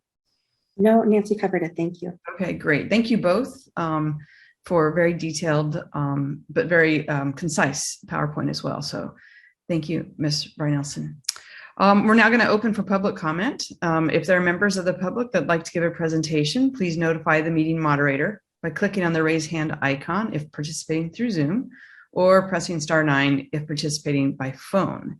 Now, as a reminder, you're limited to 90 seconds, but if you can use 60 seconds, 1 minute, that's even better. Don't be too distracted by the fact you're going to get a warning at the 1 minute mark, okay, and then 10 minutes within that as well. And then, of course, there's the option of potentially muting you if you go past your 90 seconds. So recording secretary, are there any public comments? Yes, Danette Brown, please unmute your microphone and share your comment. Hi, my name is Danette Brown, and I'm a teacher in La Habra City School District, and I'm speaking today on behalf of the California Teachers Association. We want to just express our appreciation and share how excited we are to talk about this topic. It's been a long time coming, and we're excited to move forward. We want to share our strong belief with regard to the design team that it be representative of practitioners and the other people doing the work. Considering it's a teacher performance assessment and we're trying to assess candidates on what they need to know and be able to do, we think practitioners' voices are super important. Having said that, additionally, representation matters, and we're hoping that the configuration of this design team reflects the diversity of our great state to address some of the concerns that we've had with previous assessments that may be seen as barriers to certain groups of teacher candidates. We look forward to partnering with the CTC to really move this work forward, and thank you so much. Thank you. And recording secretary, just like you did before, just continue to go through the public comments and let me know when there's no others.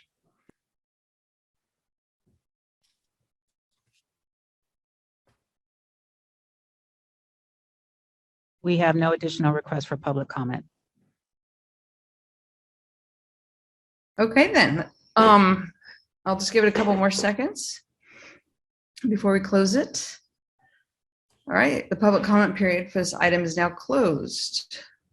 We'll now move to commissioners. Do you have any questions or comments on this item?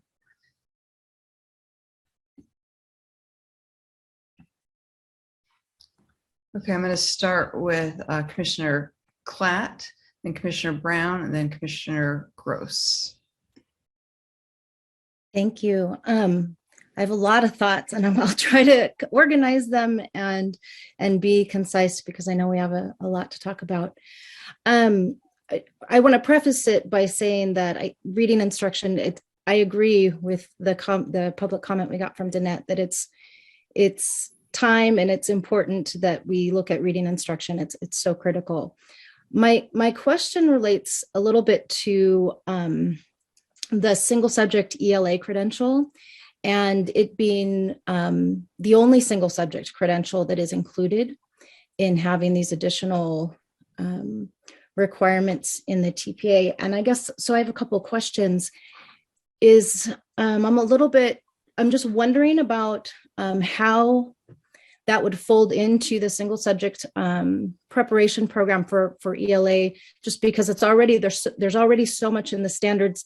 And some of these things I don't think are in the current standards for grades 6 through 12 in the standards or framework.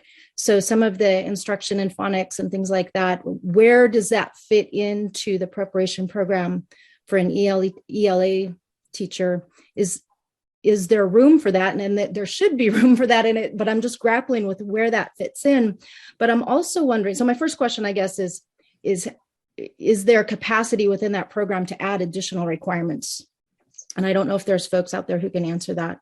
My second question is that because reading is so fundamental at the secondary level in other subjects, such as social science and science, I'm wondering why the same requirements aren't being added to those content areas. I think Nancy Bernelson made a comment that all teachers need to attend to literacy. And, I'm thinking about as an English teacher at the high school level, I see my students for a fairly small percentage of their day.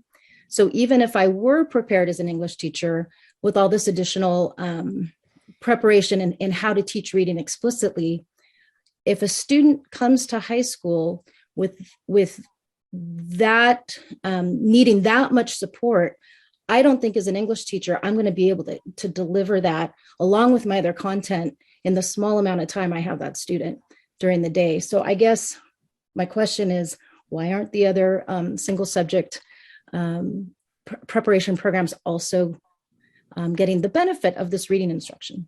Would you like me to answer that before we move on or wait till the end? Go ahead and answer it. Okay, so first would be that it's required under the education code that it cover single subject English language arts and doesn't specify any of the other single subject credentials. So that would be the reason why it has to be single subject English language arts within those standards and TPEs, the literacy TPEs. The second, and I'm going to go back 30 years or so when I earned my credential. And back when I earned my credential, every single subject candidate at Sac State had to take a reading methodology course across content areas. And so I know that some universities are still doing that. It's not unique. It continued on, but many are not. We can't require it at this point because it's not in the law, but we can certainly look into whether that could be put into or be considered in future standards and TPEs for the literacy TPEs. But I think I'll turn it over to Director DeGeert if he wants to add anything to that. Actually, commissioners, I wonder if I could just jump in and add to that response from Ms. Perdue. The commission adopted in 2019 literacy teaching performance expectations that include specific performance expectations for all teacher candidates, specific literacy teaching performance expectations for multiple subject and education specialist candidates, and then specific performance expectations for the single subject in English language arts. There's a link to those literacy TPEs on page 1, I believe, or 2, early in your agenda item. So it is expected that all teachers are teachers of all students, and literacy is something that needs to be addressed and developed across the pre-K through adult ed continuum. So your TPEs that were adopted in 2019 do accommodate all teachers and the roles that they play, and actually adapt to and attend to the different contexts in which teachers are teaching and working on literacy. So it is there. Programs have been responding to these literacy TPEs and are expected to be fully implementing by this fall. Also, however, Senate Bill 488 does require the Commission to engage in a full analysis of its TPEs and standards based on the law that was passed. And that is work that this item describes, and we will be undertaking this summer. We have a 2022 deadline and a 2024 and 2025 deadline to really make sure that we have got everybody rowing in the same direction, basically, around literacy and teacher preparation for literacy instruction. And can I ask just a follow-up? Well, it's not really just, can I do a follow-up comment if that's okay? Thank you for, I mean, that's good. I think part of perhaps my question is also coming from the fact that we can control what we can control, and we can't always control how things happen out there in the world, and that getting everyone on board. I think oftentimes in the secondary levels, reading, I think a lot of people think, well, that happens in the English classroom. And so I guess I'm just getting a little passionate about, no, it's got to happen everywhere. And I just hope that people beyond our meeting are hearing that message too. So thank you for the clarification. I appreciate it. Thank you. Commissioner Brown, and then I also see that after Commissioner Gross, we have Commissioner Heredia and Commissioner Grenoshire and Chair Sloan. Thank you, Monica. First of all, I just want to say, wow, this is incredible and so elaborated. And I particularly appreciate it because coming from the early childhood education viewpoint, dual language learning and multi-language learning has been part and parcel of our teaching of the whole person, as well as in our coursework around curriculum. So along those lines, I have 2 questions. The first one is, how does this work include early learners? And so it's the TK through 12 population. On this, I think our ECE group is going to take up that subject separately, but certainly this resource document could be a starting point for them to look at for references to literacy content across state documents. Nancy, did you want to add to that? Yes. You know, the standards that California has adopted are kindergarten through grade 12. Mm-hmm. And something that you may want to take a look at are the recommendations or in the digital learning integration document for transitional kindergarten. Because in that document that I had the privilege to work on with Hallie Yop, we took not only the kindergarten standards that you know, they're aspiring to, but are not necessarily expected to master by the end of transitional kindergarten. We also took the preschool foundations. Good. And included those in transitional kindergarten. So it's a little tricky when you start talking about standards because technically they're K-12. And in transitional kindergarten, we're working toward those standards. Does that? Yep, I'm right. I'm rowing in the same direction as Mary would say on that one. And the reason that I brought it up was I agree with you entirely that the preschool foundations need to be part of the look at TK. And what I noticed in many of the things that you were describing is it was, in fact, the way it is now, K-12. And neither TK nor preschool is exactly K-12. And I just wanted to sort of make that point and Roxanne, thank you for bringing it up, the early childhood groups that have been working regularly lean for this, because there are, it's a different piece, even though the content, even though the components are the same, they get described and implemented differently. So I just want to, I want to keep being that advocate. And then that gets me to my final question, which was when you were talking about MTSS, which is definitely K-12 and is definitely something that early childhood folks look at all the time, including typical and atypical development and learners.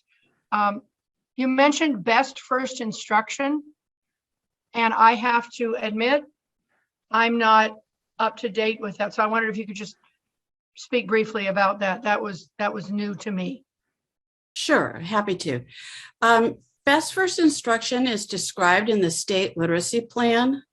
So that would be a good source for the most technical definition of it. But in general, it is that all children have access to highly effective instruction from the very beginning of their education careers, and that they have access to the content and effective pedagogy, so that we have to look at why is it that children aren't progressing? Is it because they haven't been taught? And then, that's really our fault as teachers or as educators, right? So best first instruction means that we start out by making sure that every child has access to the most effective instruction possible. And that's what we would call tier 1, if you will, of multi-tiered system of support that they've had effective instruction. If I could just tell a tiny story, my daughter-in-law called really worried about my grandson, who was 4 at the time, because he was writing his name backwards and with letters upside down, and wanted to know if that meant he had dyslexia.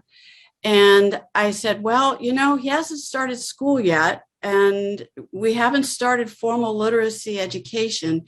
Therefore, let's not worry about that yet. Let's wait till he's had that instruction and then see if that persists. So I hope that anecdote helps a bit. It's a great anecdote, and it's a very appropriate anecdote, because the focus in early childhood education is partnering with families. Not to expect that families are formal literacy and language formal instructors, but they are the child's first and ongoing teachers. So thank you very much. Ms. Purdue, did you want to add something? Yes, Nancy mentioned the state literacy plan, or the SLP. So I was part of the SLP team, and we separated out by age levels. And in the SLP, the group that I was involved with was birth through TK, I believe. Mm-hmm, mm-hmm. And so the state literacy plan did examine and address early childhood education for sure. Great. Thank you, Roxanne, and thank you, Nancy.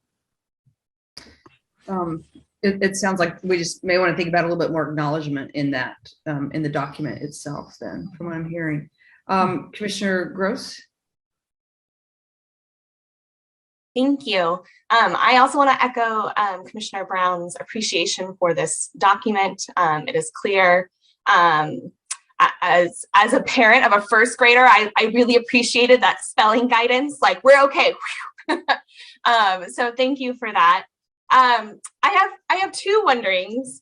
One is I would love, actually not a wondering, it's more of a comment. I would love to see more inclusion of students with disabilities in this guidance document, even with just basic things in the access and equity column of celebration of diversity, including representation of students' cultures, languages, and abilities. It's great for students to read about all kinds of people. And often students with disabilities are left out of that equity piece. And then I would also love to see how English learners are called out. And I know that we have an ELD framework, and that's not the same for students with disabilities. But that best first instruction, that tier 1 instruction, is something that so many of our students with disabilities lack access to. And as an educator, what I hear from my colleagues is because folks feel like they weren't prepared to do that. And we are including so many more students with disabilities in our general education classrooms that recognizing that we still continue to have education specialists, but we have students with learning disabilities who need some scaffolds and supports for meaning making and writing instruction. And I believe that should be within the purview of that general education space. So that way people aren't feeling unprepared in the classroom to meet the children they have in their space. My other wondering is not related to SB 488's purpose of the development of the assessment, but what you said to Commissioner Brown at the end about like your anecdote about your grandson and that exposure to best first instruction. I'm just wondering, one of the great concerns, right, from COVID is learning loss. And as an educator, that's like my least favorite phrase, because I think our students have lacked a lot of access to best first instruction. And so I'm wondering, as a field, is there a way for us to kind of remind folks, if we have elementary students who didn't access in-person kindergarten and first grade, our normal trajectory of development for spelling or for reading is going to be shifted for these couple of years.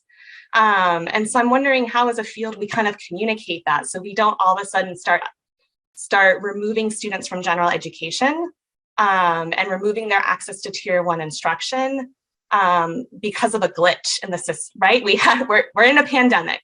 And so that's a wondering related to that comment that you made, because I think it's such a helpful reminder to the field. I would just jump in to say that when we assess children and determine that they may not have made the expected progress, we also have to assess what that child's access has been. We're not only looking at what the child knows and can do, we're also looking at what the child's education has been. And so I think that's very important, so that we're not recommending necessarily special education services for a child who just hasn't been taught. Attendance has been a real issue, as I understand it. So I think that's a good point. Thank you so much. Commissioner Heredia?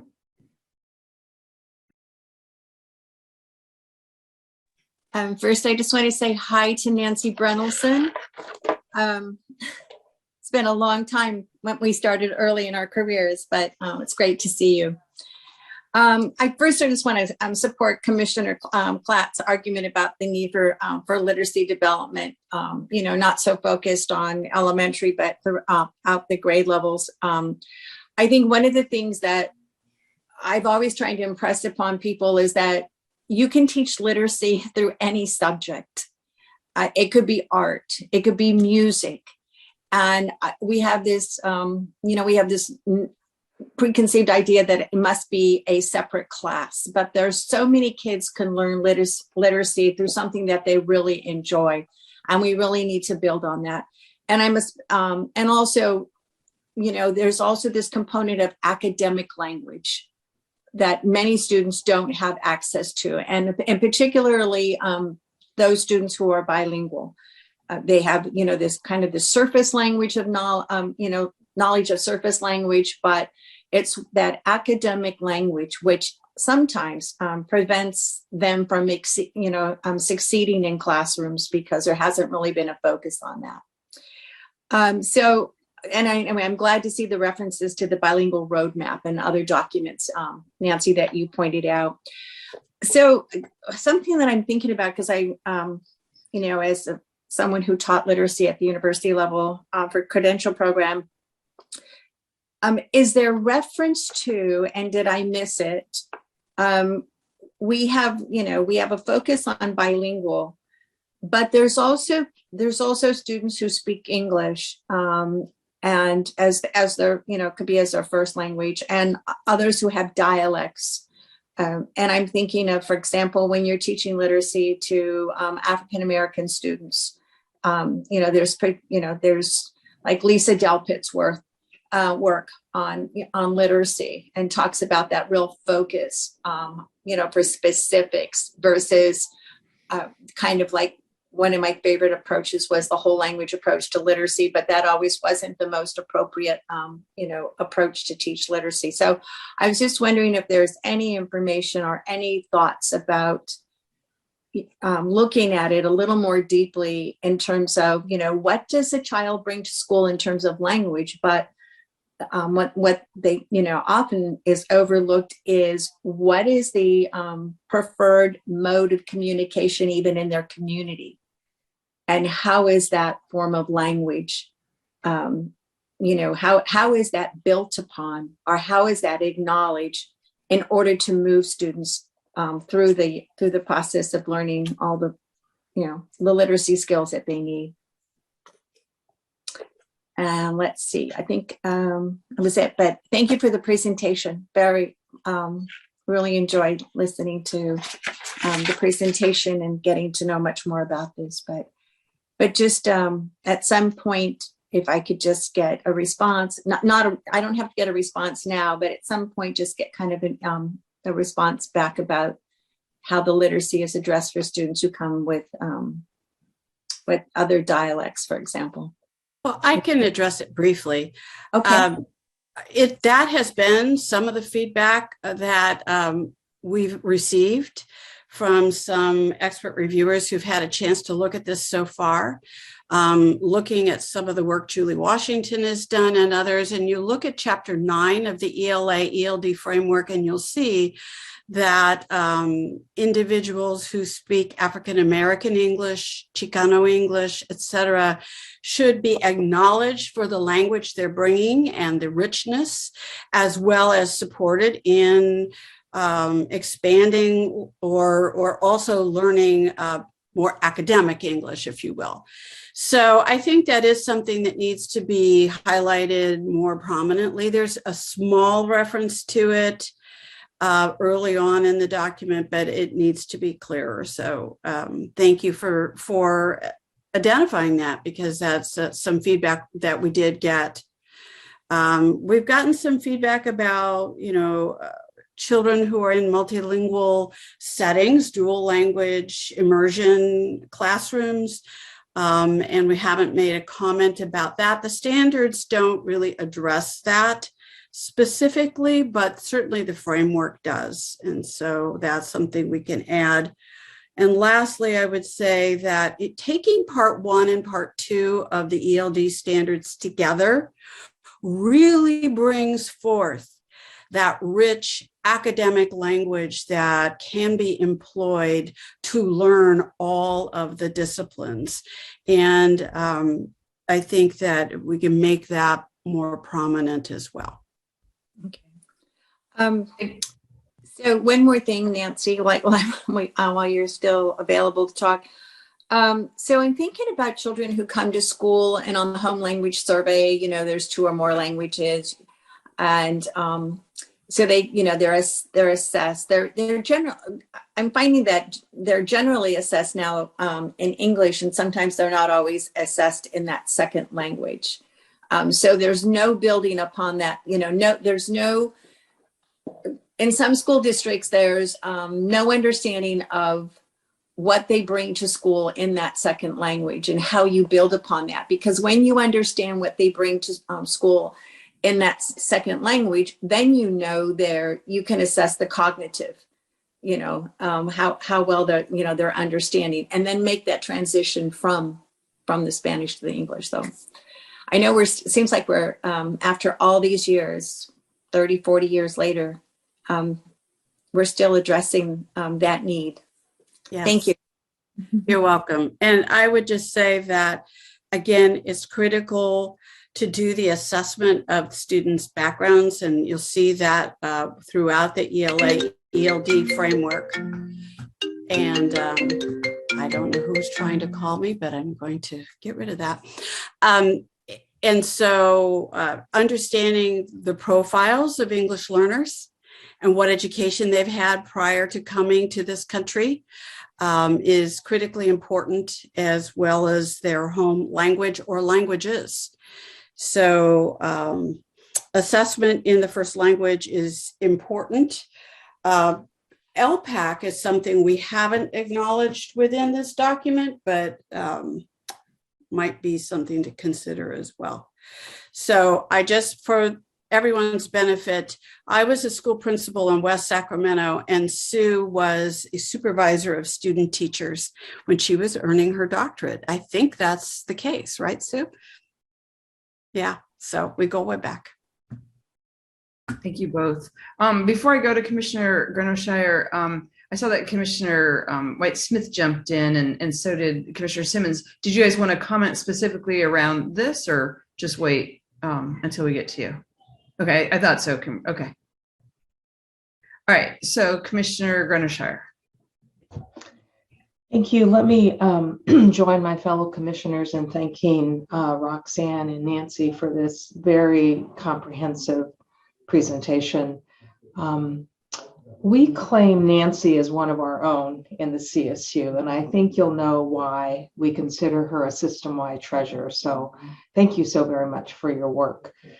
A couple of comments, and then I want to offer an opportunity. I support going ahead with the field review and would be interested to understand more from the staff what the process is going to be to solicit this expert feedback that's going to be so necessary to move this work forward. So that's one request.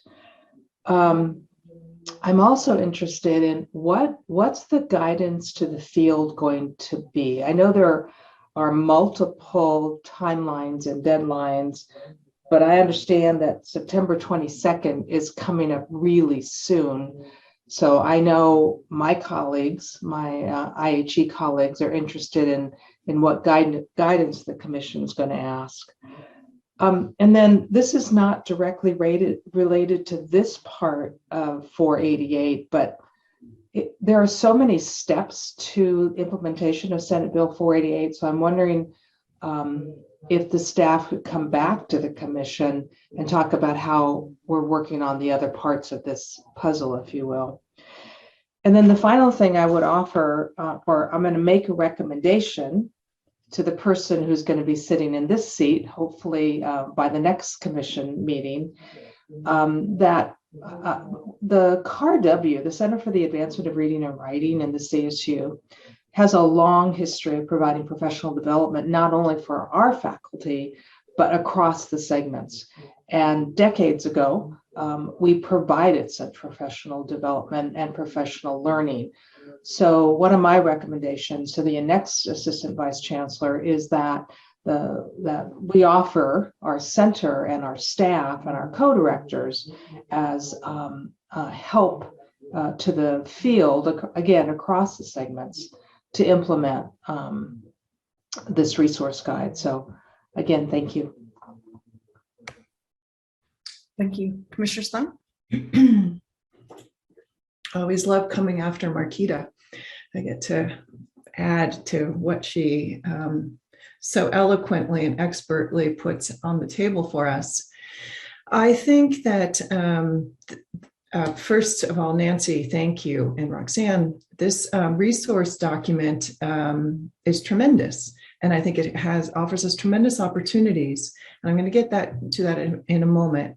As we have been working with literacy instruction and RICA for a long time now, I'm thinking of sort of three key problems that I think we're trying to solve that have come up over time. One is with SB 488 and other CTC work is a robust way of assessing demonstrated abilities for conducting literacy instruction. So that's one thing, and that's what we're undergoing with our next steps with performance assessment in this area. A second problem I think we're trying to solve is this problem of candidates who have been left on their own previously when we had the RECA in place. And if you recall, there were so many candidates out there who finished programs and yet could not be certified to teach because they could not pass the RECA. And yet they were separated from their programs and off on their own. That's a problem I think we have to be sure doesn't happen. Again, the performance assessment integrated into a program will help, but we need to think about how we might ensure that programs are responsible for candidates in this area. The third problem I think we're trying to solve is the need for programs to improve preparation for literacy instruction across the grade span, across the content areas, incorporating a lot of new things that we know and understand about literacy instruction, as Nancy so expertly provided us information on. And it's going to be this last one, the program improvement piece that I'm going to talk about right now, because this is the piece that programs can start doing immediately, particularly, and this resource guide that we have in this item can be the source for that. As Marquita and others have stated, I think our teacher educators need professional development around this resource guide. The offer of the CSU Center for Reading Advancement is tremendous. I think we should take advantage of that. And I think we should also think about the ways that we, CTC, along with other organizations, would facilitate this. And I'm coming back to the expert groups and communities of practice that Amy Rising runs. I'm coming back to the comment I made yesterday about the communities of practice that are have cropped up around particular content and issues that teacher educators are trying to solve. If one thing came out of this pandemic, it is the ease with which we can communicate and work with one another across our state without having to physically be in those spaces. And we can learn and get a lot more done and in those ways. So I think my dream would be is to bring teacher educators from across the state together, not just in a webinar, but in one-day settings to make sense of the new resource documents and standards, to share practice, to really understand what it is that literacy instruction is about, and learn the kinds of things that they could learn from experts like Nancy and their colleagues who are engaging in the work. I see this very similar to big sea changes in standards and the need for teacher educators to have opportunities to learn. I remember this when SB 2042 came in. I remember this when we first started doing the performance assessments. It's also important when we have something that is cross-cutting across all content areas. Just like diversity, equity, and inclusion needs to be a cross-cutting theme in learning that all teacher educators engage in, so is literacy development and instruction. And yes, Roxanne, at UC Santa Barbara, we have a reading and writing across the content areas course and have had that for a very long time. But it also means that the other content areas instructors need to know more about literacy development and engage in these opportunities to learn. So I'm just going to take a brief example of what we might do specifically to help teacher educators learn. One thing, there is some information out there now about what programs can do. We can think about our standards. Our accreditation standards do already ask programs to engage in data and use data to learn and make sense of what's going to happen next in their programs. We might think about guidance to the field around how they would use this resource document in the same way, opportunities to learn, data to learn. The first thing they need to do, we all need to do as a field, is make sense of these standards. The guide, the resource that Nancy and colleagues have created is spectacular for this. You need to do that in community with faculty across your program. I can think of the ways in which, when we used to do local scoring of PACT, we would send the performance assessment for California teachers. We would send lead scorers to a central place to be trained on the work. And then the lead scorers would come back to programs and train faculty. We can do something similar in that regard. And you need all the faculty involved. Then you need to provide, and I say you, programs. Programs need to provide structures and opportunities for their faculty to learn, to engage together across these areas. Programs need to provide time for faculty to plan and develop assessments that might cut across these courses and field work. And in doing this work, in conjunction with the Commission's work on developing a performance assessment, programs could inform the Commission about the development of the program assessment. What is working in their own programs, in their locally administered assessments that could contribute to this? So the final thing I'll say on this is that the success of this performance assessment is not just about creating a robust way for candidates to demonstrate their ability to conduct literacy instruction. It's an opportunity for programs, one, to use something concrete to design their preparation around, and two, to have data and evidence of the way their candidates are engaging in literacy instruction. Evidence that they really didn't get to see on Eureka, but evidence that is grounded in their work in classrooms.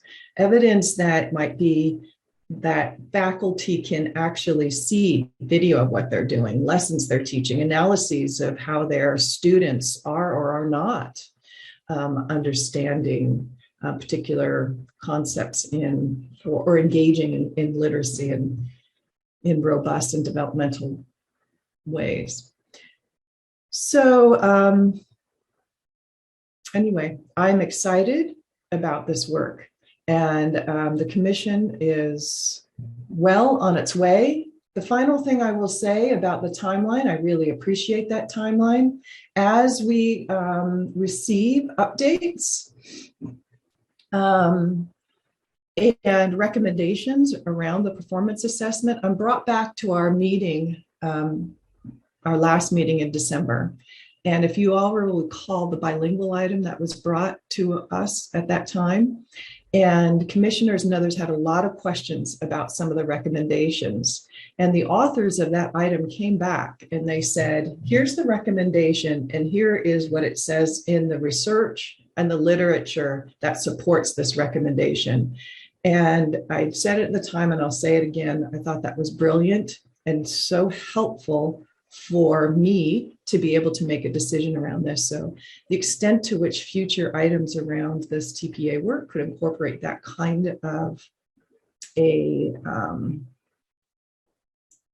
what's the word I'm looking for? Paradigm?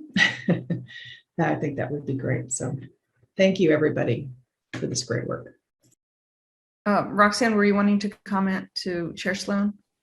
Just briefly, I just wanted to assure Chair Sloan, as well as the other commissioners, that our staff has a full literacy team working on this.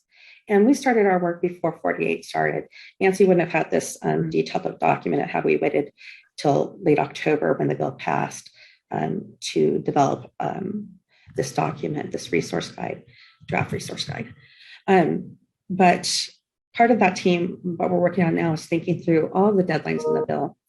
For example, on July 1st, we have to present a report to the legislature before that September 1st deadline in 2022. So at that point, we're supposed to talk about our engagement with the field, with the work that we're doing. And that would be part of what we want to do with the resource guide too, is to engage the field. One of the things that we're working on is thinking about the implementation plan and thinking about, is it reasonable to have a certification of the programs in 2024 and then have it implemented in 2025, and broken up into two sections where the dyslexia guidelines aren't actually required to be implemented until 2024, within the program, or does it make more sense to have it all happen more by 2022 so that programs have an opportunity to really dig in and work on their curriculum? So the implementation plans are examining everything that is in the bill and finding out ways to make it work the best. And even Executive Director Sandy is part of that team, and she has been to every meeting, I think. And so it's a robust discussion that we continue to have and we continue to work on. And you will see future agenda items very soon because, like you said, the deadlines start very soon. Thank you. Thank you for that, Roxanne, and all the work that's going into this. Thank you all for that. Commissioner Simmons and then Commissioner White-Smith. Okay, let me start by saying I'm a math teacher, and I probably took whatever the Southern California version of that reading class Roxanne took, and 30 years ago. And okay, a lot of it was like nails on the chalkboard for content people. And I think that the reason why is because literacy isn't the same in all the single subject areas. So if we're going to go in that direction, I really think that there needs to be content specific experts in literacy. Like in my area in math, text tends to be shorter and denser than it is in some of the other areas. So when you're deconstructing a prompt in a math lesson is very different than it is in a secondary math lesson, is very different than it is in an English lesson.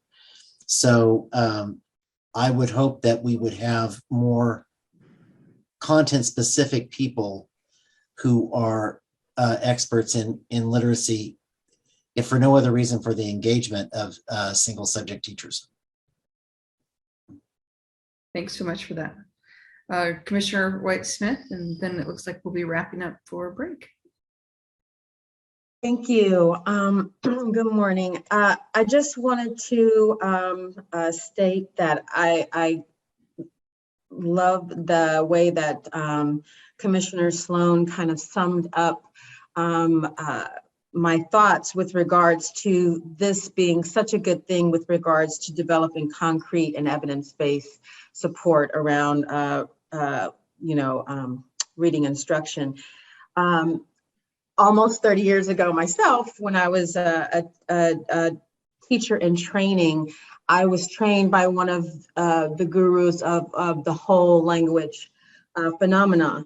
And I remember tutoring a young African-American girl, and she wrote in Black English vernacular, and she wrote a whole story that was really awesome and amazing. And I remember the instructor coming over to me, the professor, and saying, "Oh, that's really good. I see you're writing in, your home language. You're writing in Black English. That's great.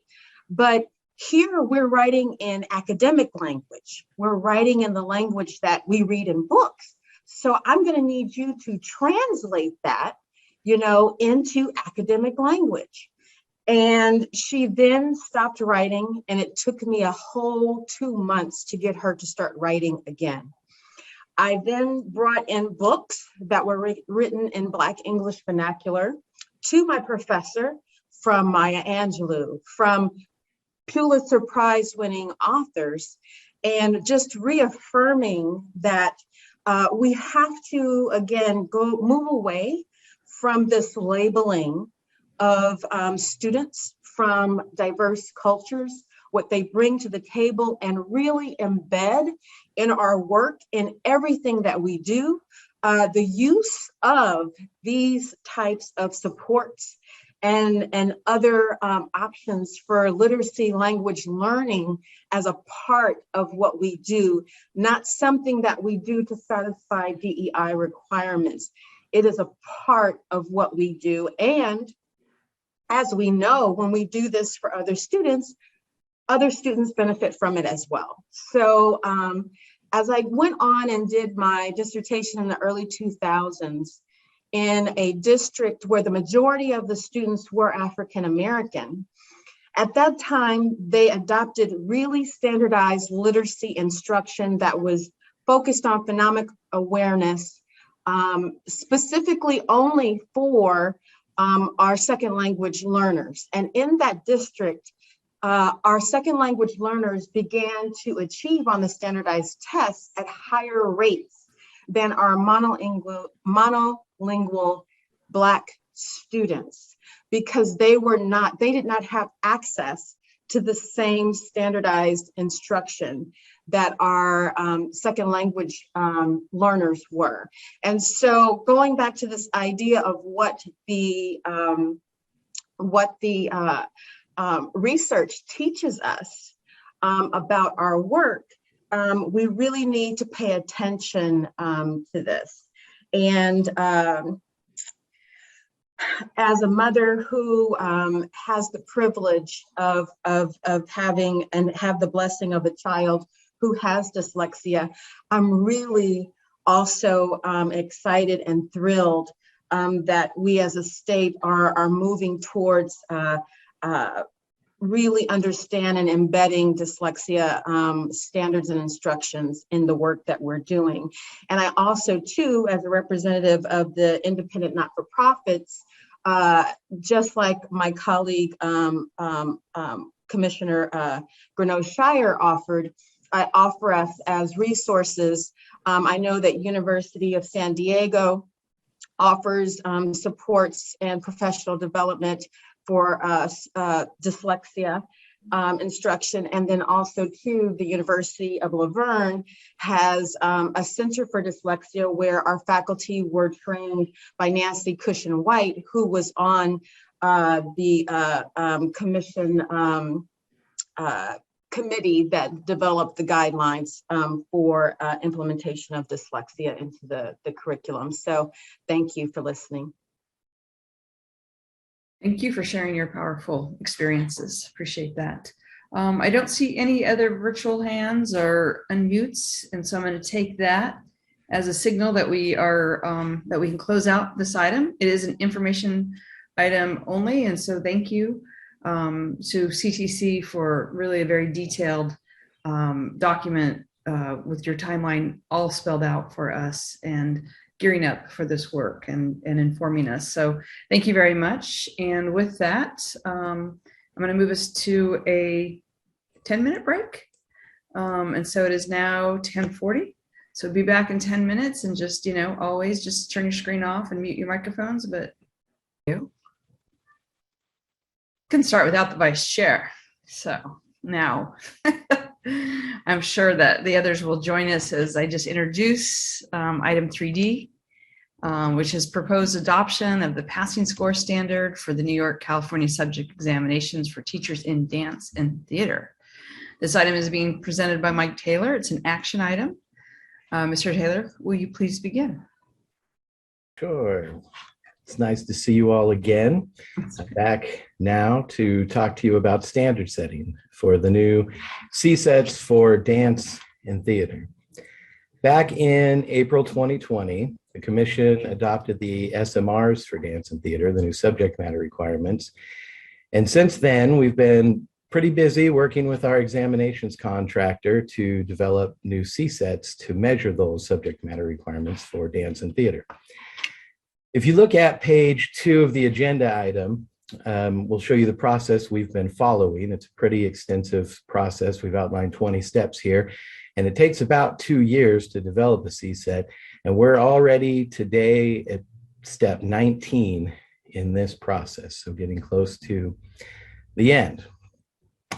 Pages 3 and 4 of the item show the test structures for both CSET dance and CSET theater.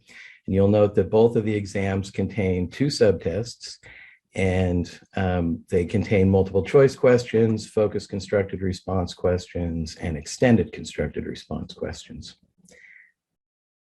The purpose of standard setting is to provide the Commission with a recommended minimum passing score developed by California educators, by a standard setting panel of California educators, so that the Commission can determine what the minimum score to pass the new CSETs needs to be in order to qualify for the credential. As with the standard setting study method used for all other commission examinations, the process that was employed for CSET Dance and CSET Theater was consistent with recognized psychometric principles and procedures. And the standard setting studies for these exams took place on October 12th and October 15th, 2021. There's a lot of information in the agenda item and in the appendix about standard setting and how it works and the specific process that these panels went through to recommend these cut scores to the commission. And after those meetings were held, there were a small number of candidates who took the operational exams for just a few weeks between October 25th and November 21st last year. Table 4, sorry, I'll back up a little. Table 3 shows you the panel recommended cut scores as the result of the standard setting workshops. Table 4 shows you the percent of the, again, very few candidates who took the test who would pass each of the 4 subtests, 2 for dance and 2 for theater, at the panel recommended cut score.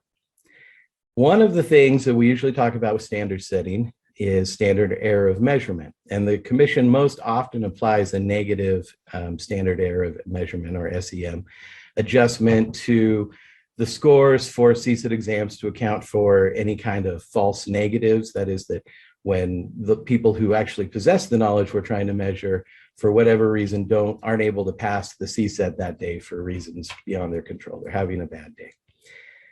And table 5 shows you the pass rates, again, for a very small number of examinees at a number of different potential SEM adjustments, again, for each of those subtests. It's important to note that the extremely small numbers of examinees who took each of these subtests during that initial administration period makes it difficult to generalize the impact data here toward future populations, as all of the commission's exams are sample dependent, meaning that it really depends on the individual candidates taking the test at any given time, how they're going to perform. But this is the best information we have available right now. Each of the 4 new subtests, 2 for dance and 2 for theater, has its own panel recommended passing score. And the commission needs to adopt a passing score for each of those subtests. And the commission can apply the same SEM adjustment to all subtests or no SEM adjustment to all, or the commission could apply a separate SEM adjustment to each of the individual subtests, whichever they feel is most appropriate for each subtest. Staff recommends that the commission discuss the various options presented in this item for SEM adjustment and set the passing score for each subtest for whatever the commission thinks is most appropriate, whether it's the panel recommended passing score or the panel recommended passing score with an SEM adjustment. Because of the small number of people who took this exam for the impact data, these are not expected to be high incidence exams as far as CSETs go. And you'll notice if you look in the appendices, there were also a pretty small number of standard setting panelists who turned out for the workshops. There was some difficulty recruiting the numbers of people we like to see for those workshops. So we also recommend that the commission direct staff to work with our examinations contractor to conduct additional standard setting workshops after a full year of test administration when we have more information available. If the commission adopts these passing score standards, notification will be posted on the CSET website, distributed to the field, and the examinees who've already taken the assessment will have their scores released and their passing status will become known. And obviously, if directed to do so by the commission, staff will work with our examinations contractor to conduct additional standard setting workshops after 1 year and return to the commission at that time with an updated passing standard recommendations. That's the end of my discussion. I'm happy to answer any questions you might have. Great, thank you so much. We're first going to open up for public comments. If there's members of the public who want to make a comment, raise your hand on the icon if participating in Zoom, or press *9 if you're calling in by phone. Recording secretary, are there any public comments? There are no public comments. Okay, thank you very much. We'll just give it a second. And so I will move us now into closing the public comment period. and move into the commissioner's comments or questions on this item for Mr. Taylor or anyone else at CTC. Okay, Commissioner Hartwick will lead us off. Thanks. I just have a small question related to the panel recommended cut scores. And this is not an area I'm an expert at all, so I'm looking to be educated.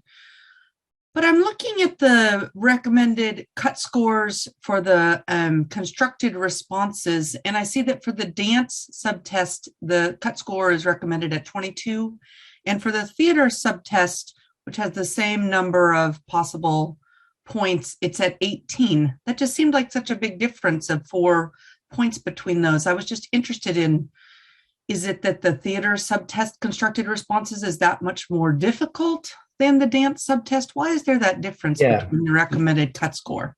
Well, I think that's the assumption that the commission needs to make. So one thing to keep in mind is that when the panelists went through the workshop activities to come up with these cut scores, they didn't have the impact data. No one had taken the test yet. So there wasn't any impact data for them to look at. So they don't know the things like passing rates and stuff like that. These recommendations were based entirely on the content of the specific questions of the specific form of the exam they were looking at. And in this case, it was the 2 initial forms of the exams. They were separate groups of people entirely on separate days working on theater and dance. And they just came up with, those are just the different recommendations they came up with based on their analysis of the specific content for each exam specifically. In a lot of ways, for a criterion reference test, it's appropriate for them to be different, right? We want it to be based on the content for that specific subject area, for that specific credential, rather than worrying about trying to make them the same across credentials, if that makes any sense. Thank you. Thank you for that question, Commissioner Hartwick. I thought that was very helpful as well, so thank you. Other clarifying questions or comments? Yeah, Commissioner Klatt. Thank you. So I said in the recommendation, which I think seems wise, that because of the small number of, the small set of data we have, that perhaps erring on the side of a lower test score might make sense. But Mr. Taylor, do you have any recommendations as to, within those standard errors of measurement, what does lower mean, I guess? Does staff have any recommendation about how low you recommend we go? I don't have a specific recommendation, except that what I can say is this, that most often the commission has applied a negative SEM to CSETs when we've done standard setting for them. And it's for the reason I accounted, because what we're most concerned with is a false negative, right? We're worried that people who really should be able to pass the exam just for whatever reason aren't going to be able to pass that day. So we give them a little bit of a break. And it's usually a -1 SEM that we apply. And the idea there is that if the standard error of measurement, acknowledges the difference between a candidate's true score and their observed score, then if we apply that across the board to everybody's score, then it should really account for the vast majority of differences for everybody between everybody's true score. And so it should help catch those false negatives.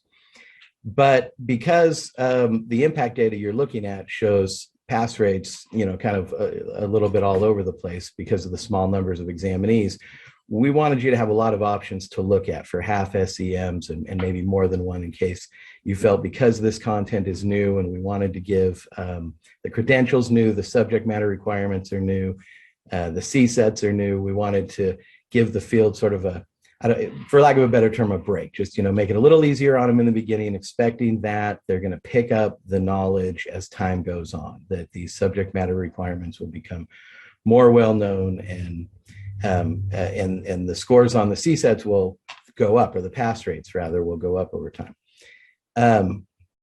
On this one, we did note it's different for each individual test, but one standard error of measurement is between 2 and 4 points for each given subtest. So that's what you're looking at. So if you're looking at a -1 SEM, it's going to be somewhere in between 2 and 4 raw score points. difference. And if you're looking at a half, it'll be, half of that, et cetera. So I can give you that additional guidance, but in terms of a recommendation, this really comes down to the commission has the authority to determine what's appropriate in this case. And so we're just asking you to do that. Yeah, that's great. Thanks again for the clarifying questions. And so am I right that there's really no difference between passing at a negative 1.5 and a negative 2 SEM? I'm looking at no, it would the greater the standard error of measurement adjustment that the commission applies, the more variance in potential scores is accounted for. My last question is there anything unique going on with theater subtest 1, since the passing rate seems to be lower with that one? I mean, no, again, there's so few candidates who took these exams that it's really difficult to generalize anything about the exams themselves, really, let alone, until we have more data, much larger samples. So for our proposal to you, or for our recommendation, do we need to give you the actual cut score, or can we just give you an SEM adjustment? You can just tell us that you'd like to take the panel recommended cut score with a specific SEM adjustment for each of the subtests. Okay. Just let us know what adjustment you'd like to apply. Okay, great. Are there other questions, or do folks have a recommendation? Okay, Commissioner Hartwick. I was curious about our ability to adopt a particular SEM, and then after we get more data about the passing score, revisit this. My recollection is not perfect right now, but I feel like we did that for a different set of cut scores that we adopted recently, and we were going to revisit them after a year or two. I just think the point that we have so few data points, our N is so small here, that it's very difficult, at least for me, to decide what would be an appropriate SEM. So I'm curious if that's an option for us. Yes, that's definitely an option. And again, the staff recommendation is that we check back with you on this next year anyway with more data, and you could apply a different SEM adjustment at that time. So then with that in mind, we might need to change the motion to include review within a year. So something to think about. Does that answer your question, Commissioner Hartwig? It does. Thank you. Great. And then we'll move to Commissioner Heredia. I'm just curious about and if it's in here, and I read this, but I'm not sure it was in here. In terms of the number of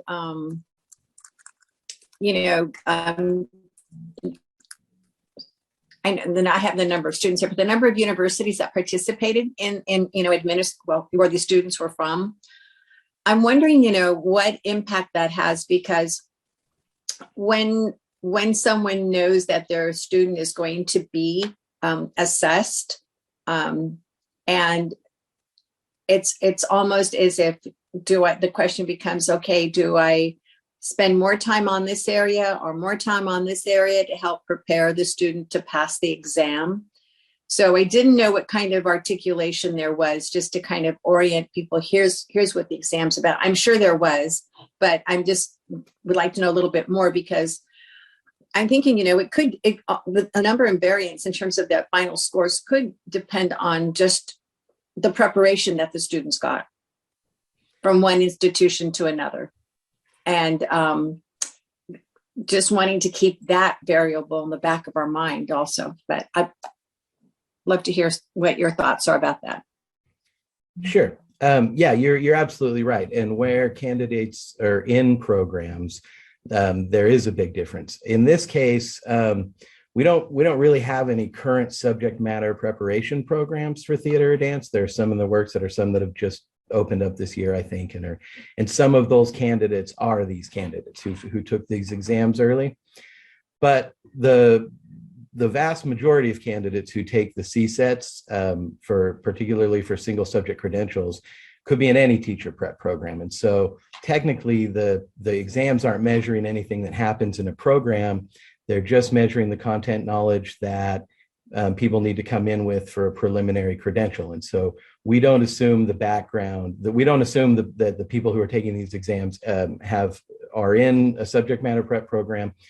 And in fact, we can't assume any background about them, not even that they're necessarily working in education currently, because of the wide variety of people who come to take the CSETs, say for an added authorization and things like that. So what you're saying is definitely true. And that's why the subject matter requirements are the foundation of both the exam and the subject matter prep programs.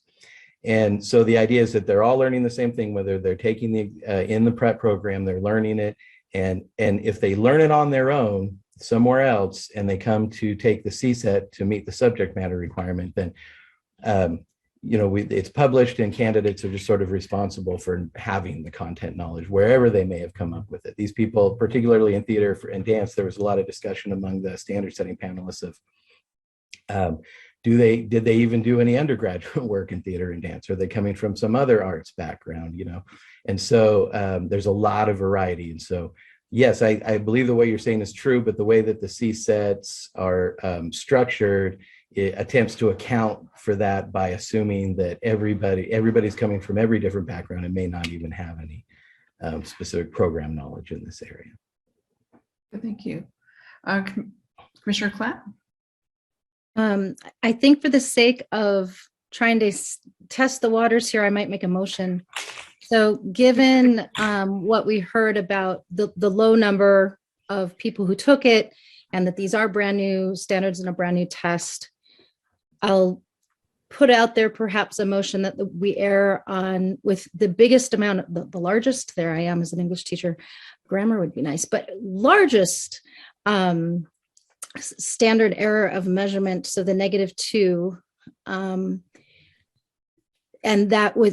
and part of the motion would be, as I think we heard, that we would come back in a year and re-examine this when we have a little bit more data. So I will move that, if that, sorry, that's so convoluted. I think my brain is just scrambled at this point.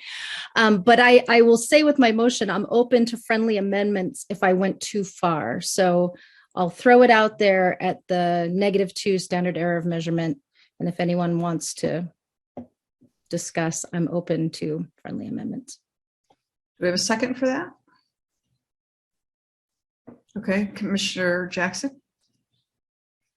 And then discussion on the recommendation. And so the motion really is to adopt the proposed preliminary score standards at the -2 and then revisit in the next year, just to update on progress. Does that pretty much capture? Okay, question, Commissioner Hartwig? I think just a comment, which is I would support that for this initial year, with the understanding that we can really re-examine it afresh in a year, since the -2 SEM is quite generous. Thanks. Commissioner Sloan? Yeah, I was just going to add that we would direct the commission staff to work with our examinations contractor to conduct additional standard setting workshops after a year and return to us with update passing standard as written in the agenda item. But I also want to ask Mike Taylor one question. Have we ever adopted a -2 SEM before? Not in my memory, in my time at the commission. Like I said, it's most often been a -1.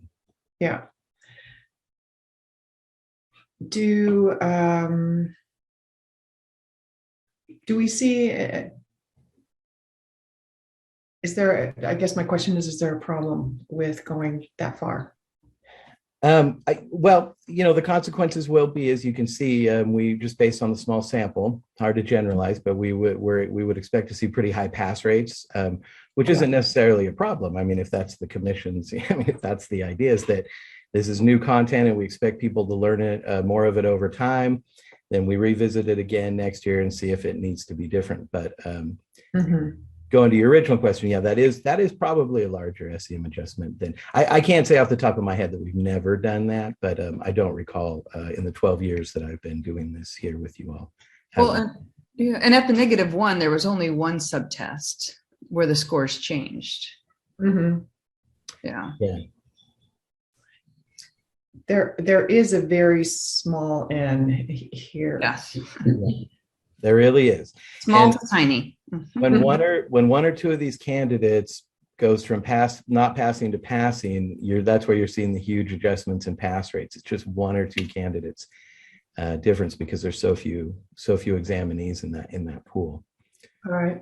So I will my final comment here will be, if we adjust the -2, I would say that we're also considering the time that we're living in at the moment, what's happened over the past 2 years, what will be happening over the next year or two. And this may be a more generous SEM than we are accustomed to, but at this moment in time, that might be the right thing for this next year. And the asterisk, particularly with such a small to tiny sample size. Commissioner Hartwick, were you wanting to make a comment or ask? I think I just echo what Chair Sloan said, and I think my only concern thinking about that lower SEM is that, of course, we'll be provided data about what the actual scores were received by candidates for those categories, so that if we continue to have low numbers received in the theater subtest 1, it won't be masked by our just being told that candidates passed within the SEM. Right. Right. So just, we have a motion on the table, we have a second, and the discussion was around the size of the SEM. Do folks feel comfortable with our original motion of 2.0, and are we ready there to move to a vote? Okay, I think we can go ahead and move to a vote. Does CCC staff or the recording secretary want to formalize the motion, or are we good to go? I can say I understand the motion to be that you want to adopt the panel recommended cut score for each of the 4 subtests with a -2 SEM adjustment for all 4 subtests. That's what I understand to be the motion right now. With the opportunity to review with CTC staff within the next year. Great, okay. Recording secretary, I think we can go ahead and go for a vote now. Jose Cardenas, Aye. Marisol de la Torre Escobedo, Aye. Megan Gross, Aye. Johanna Howard, Aye. Susan Aradia, Aye. Carrie Jackson, Aye. Bonnie Clark, Aye. Monica Martinez, Aye. David Simmons, Aye. Tina Strong. Aye. Motion carries. Great, thank you, everyone. Thank you, Mike, in particular. And we look forward to finding out what happens with this, so. Okay, we're gonna move on to 3E. I'm sure that Commissioner Brown is just at the edge of her seat for 3E. So we're gonna move into here quickly on update on the work relating to early childhood education.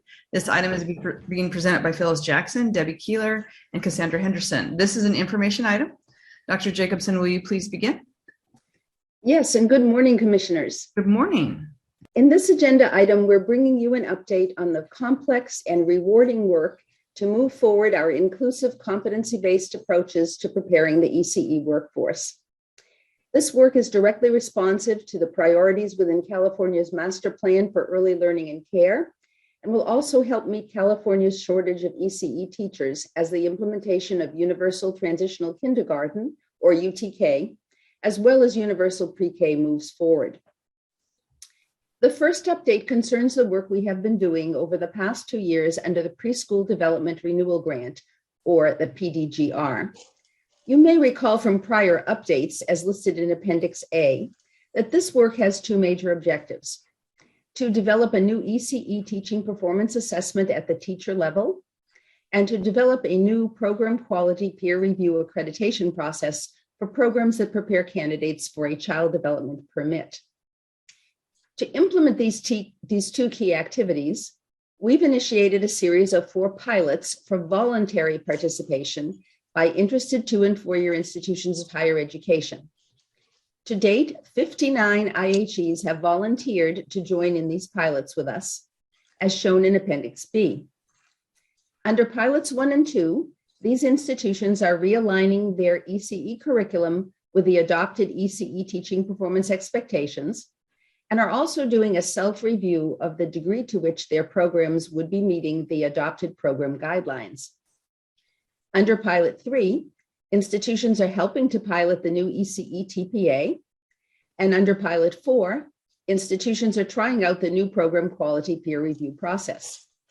Both of these activities are being informed by input from the two design teams that have been working with Commission staff over the past couple of years. And now Cassandra Henderson will give you a brief update on the progress of and the next steps for the new ECE teaching performance assessment. And she will be followed by a brief update from Deborah Keeler on the progress and next steps for the program quality peer review process.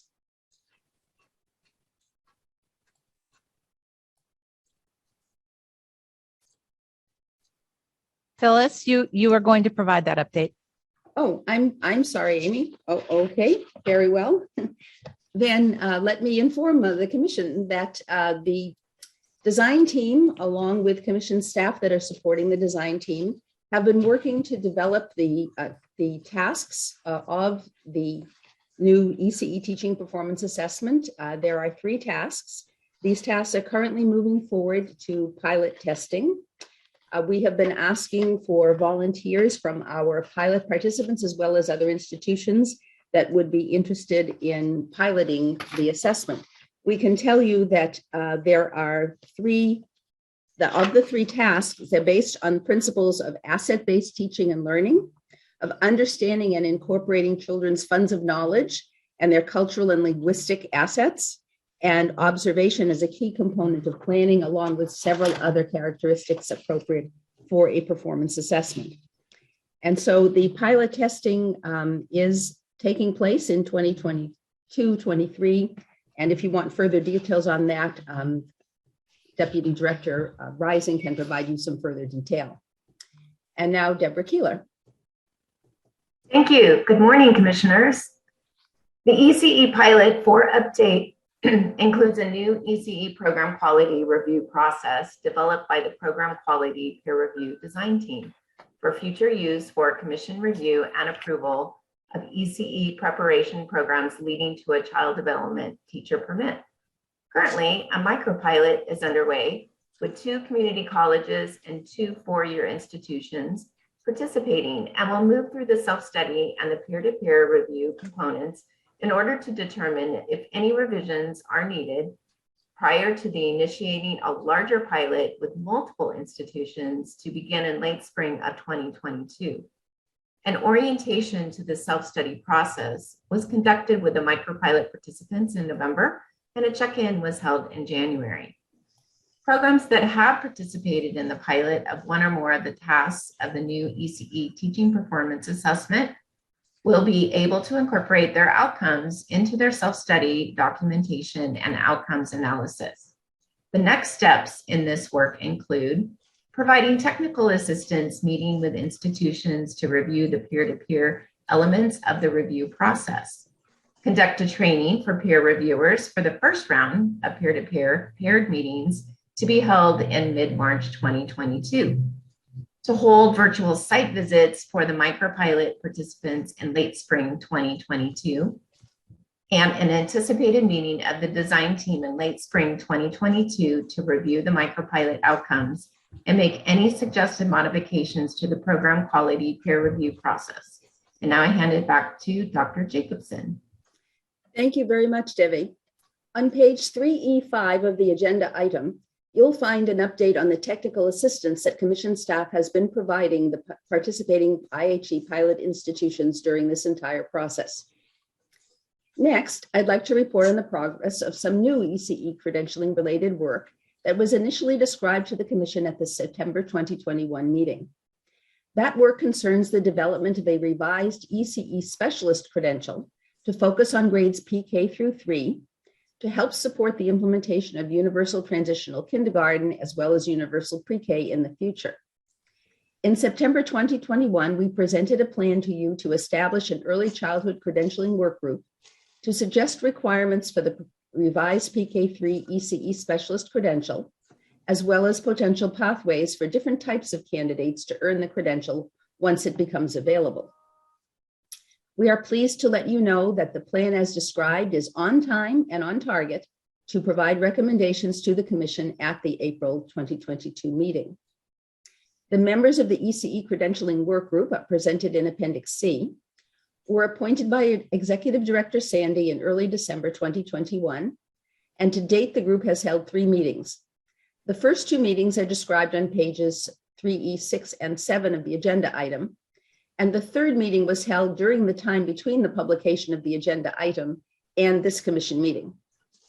These first 2 work group meetings were largely focused on developing the TPEs for the PK3 grade range.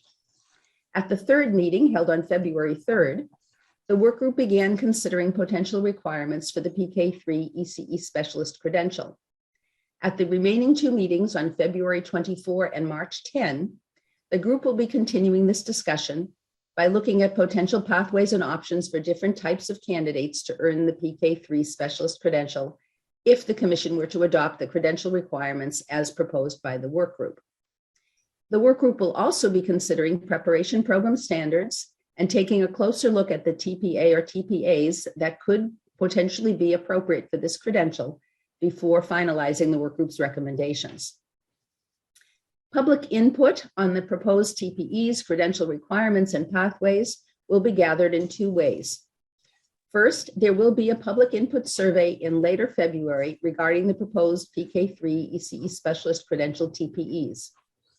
This survey will follow the format and process commonly used to obtain public input when new TPEs are developed or revised.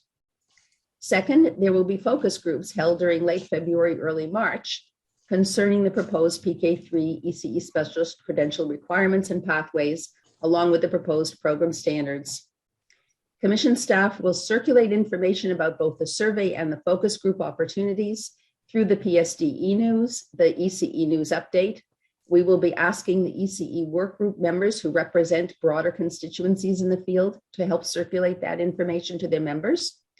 And we will also provide the information to our colleagues at the California Department of Education, plus the other major agencies and entities in the field to help circulate this information as widely as possible.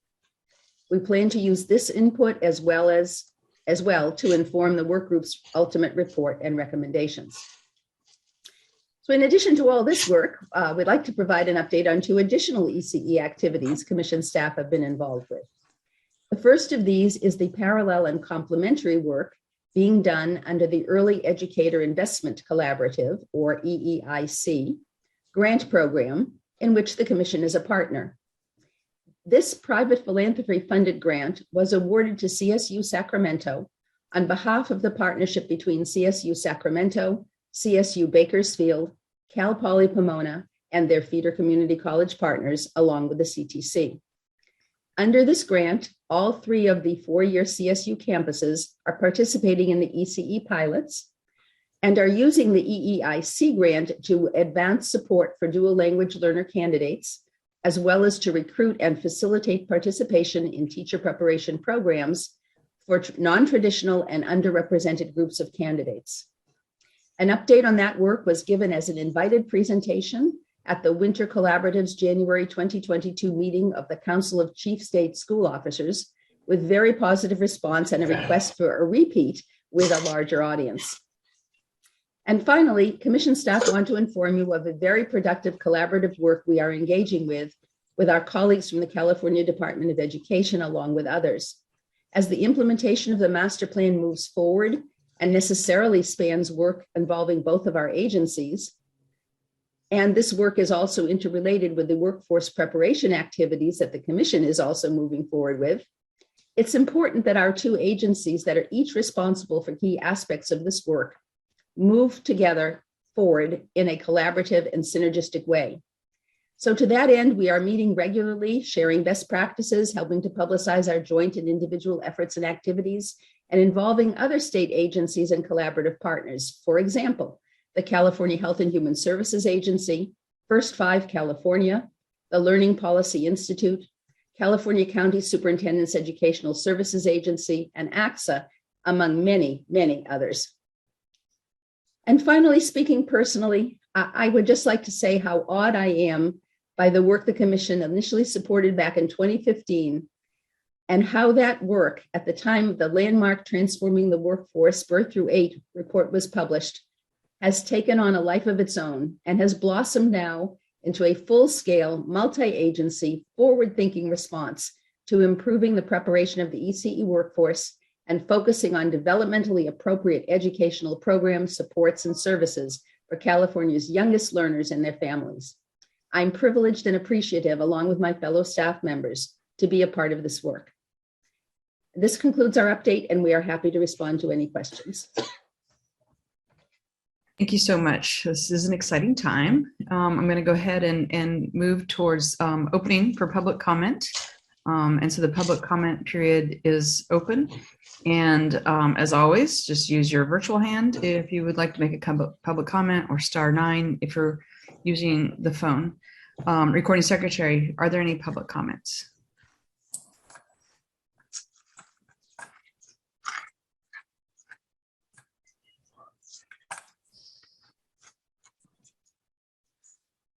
Denise Kennedy, please unmute your microphone and share your comment. Yes, hi, thank you so much, commissioners. I hope you can hear me.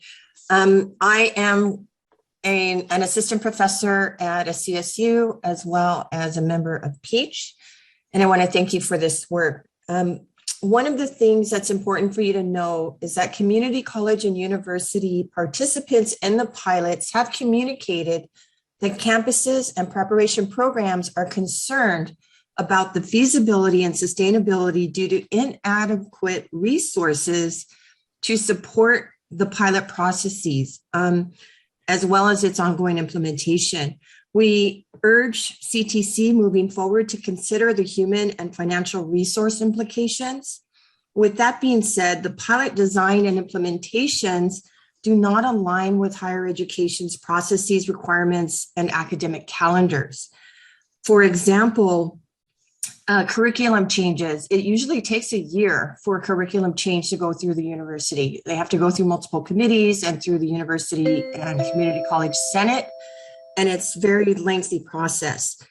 Also, the workload and compensation issues for practicum site supervisors and for the mentor teachers, for example, and the TPA pilots.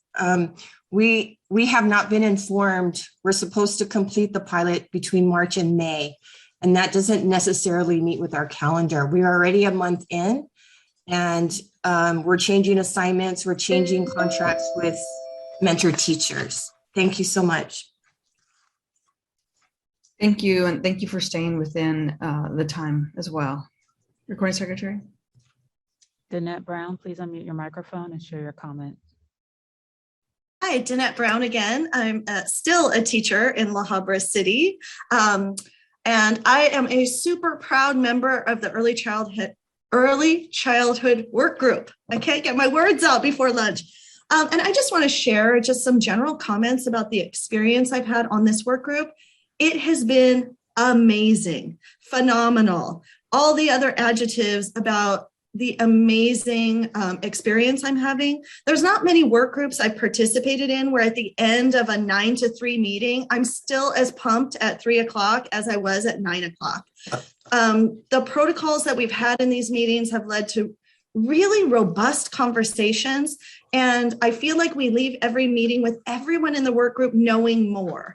It has been a challenge for me as an elementary person to understand the early childhood language. And I'm sure vice versa, because when we've lived in a bifurcated system for so long, sometimes we have the similar concepts. We have so much in common, but we don't speak each other's language. So I know in the work moving forward, we'll have to do some scaffolding to help each other understand and become more biliterate in ECE and elementary language so that we can really identify those commonalities.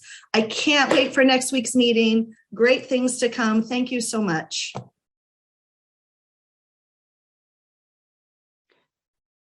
Carolyn Crolot, please unmute your microphone and share your comment. Good morning, Carolyn Crolot, Director of Dual Language Learner Programs for Early Edge California.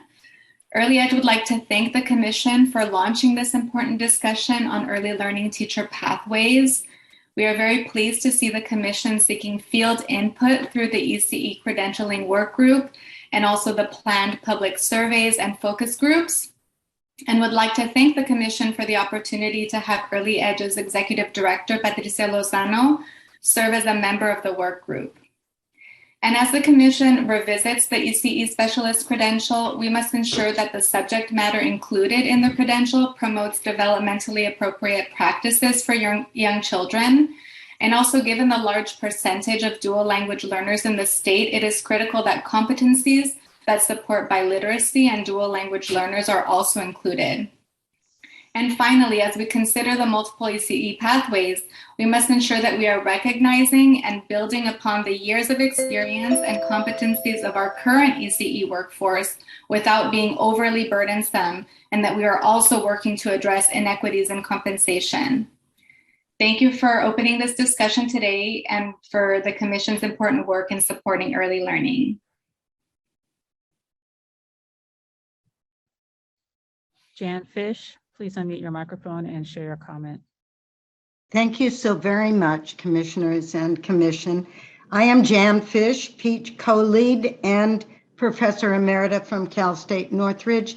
I am really, we are, as you understand, have encouraged higher ed programs in early childhood to participate in the TPE and TPA pilots.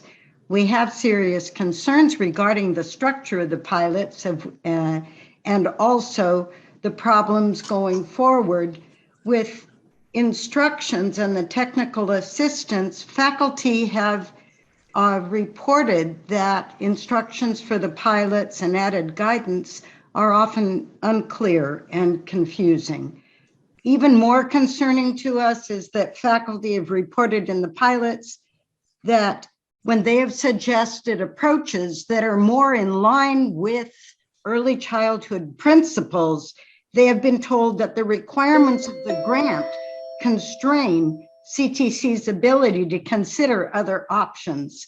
It appears that the pilots are really being driven more by the scope of work of external grants instead of the diverse needs of the state's young children and families, the ECE workforce, or the knowledge and experience of teacher preparation programs and their faculty and students.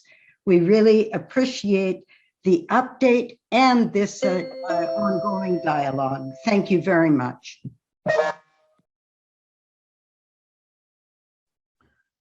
Donna Cecil, please unmute your microphone and share your comment. Good morning. My name is Donna Cecil. I'm an adjunct faculty for a community college district and a member of both Tri-C ECE and Peach. I want to thank the Commission on Teacher Credentialing for giving me an opportunity to comment on item 3E. As stated in Peach's response to 3E, the ECE pilots create workload challenges for faculty, staff, and students. As a part-time faculty, I work at different campuses, and on one of the campuses that I work at, that ECE department is staffed with one full-time faculty who teaches and is the director of the Child Development Center, and adjunct faculty fill in the gaps of teaching a full offering of courses to our ECE students. When participation in the pilots was brought forth, it was acknowledged that the scope of work expected to participate in the pilot was above and beyond the capacity of the full-time faculty and the part-time faculty. There are no funds available to support the works of the pilot, and the faculty are currently working at load or overcapacity. I urge the Commission to carefully consider the financial resources are needed to implement and sustain the work of the pilots and the implementation of the work that results from the pilots. I would also urge the Commission to reach out to campuses not participating in the pilots and ask why they are not participating, what barriers prevent them from participating, and to work with those campuses to overcome those barriers. Thank you for the opportunity. Anna, please unmute your microphone and share your comment.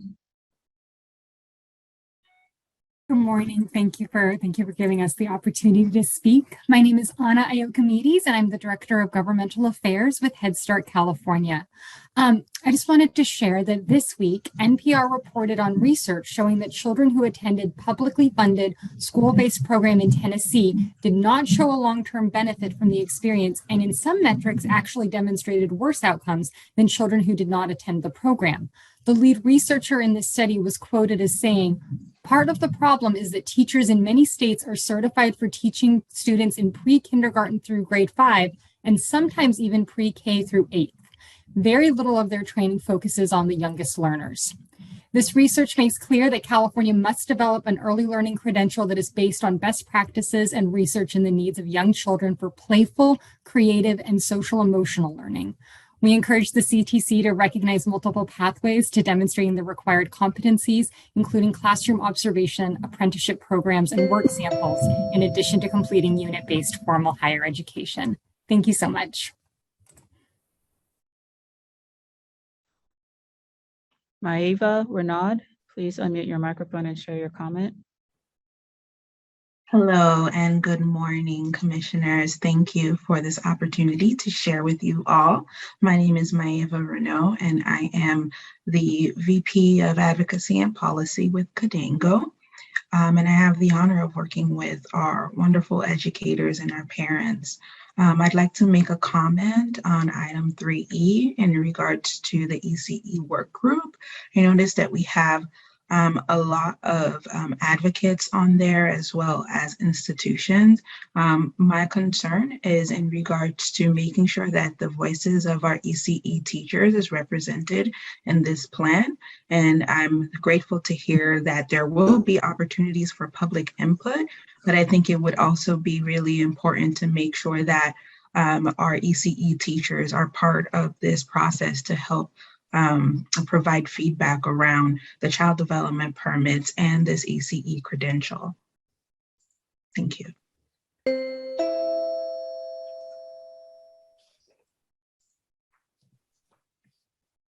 There are no additional requests for public comment. Thank you so much, Recording Secretary. The public comment period for this item is now closed. We'll now move to discussion with the commissioners. Do commissioners have questions or comments on this item?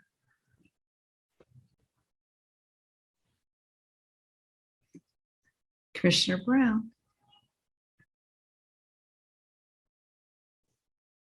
No surprise there that I want to speak up. Thank you. Phyllis, Cassandra, Deborah, excellent, huge work that we've done. And to all the people who put in public comments, really appreciative of everyone's insight and focus. I also just have to say, as someone who is, as you know, an early childhood education and early primary former teacher, how much I'm appreciative of the years of work that Executive Director Sandy has put into this work. Yes, we need to bring, there's many things in here and I have a few questions, but I just wanted to start with those comments because this work is so massive. The one concern I have always had is, and I think that one of our speakers, I think it was Danette, mentioned, is this idea of becoming more biliterate and being able to bridge and make sure that there is authenticity for the work that gets done with our youngest children. And I think that the person who described the Tennessee study certainly outlined that. And that's one of the reasons why California and the commission is trying to work so much with not only the field, but with agencies so that when this credential is built, it's a legitimate, authentic, and appropriate credential. Having said that, I do have some concerns that I think I should mention that were already in the report. And one of them is the respondent institutions that say how much time and effort this is taking to look at their curriculum, to then consider revising their curriculum according to the TPEs that have been built, in two different kinds of systems, the 2-year system and the 4-year system, that hasn't had, that neither one of which has been working with an early childhood state credential. So we're also trying to build something new and also work it into these two institutions. So my question on that, or maybe I guess it's just a comment, it's critical that we look at this credential and the institutions that are going to offer it. And it isn't going to be just the way it's been in other graduate schools of education that are offering single subjects in math or science. It's going to be different. And that's we're used to that in early childhood, but that's important. I also think that the council presentation that was done, I would underscore that needs to be brought into the communities in early childhood education, other institutions and communities that can hear about that work. And then a couple of questions I have. I'm sorry, I have so many. I'm going to try to keep it short. Under the ECE pilot with the micro pilot that's been done, there was a mention of community colleges and CSUs that were working together. Who are they that are working on that micro pilot? Would you like us to answer that question at this point or to hold it? Yeah, no, that's fine. You could just answer it right now. Okay, I'm going to ask Debbie Keeler because she's the one working with these institutions to identify them for you. Thanks, Debbie. Thank you. Let me just look that up right now. We have CSU Bakersfield. We have, let's see.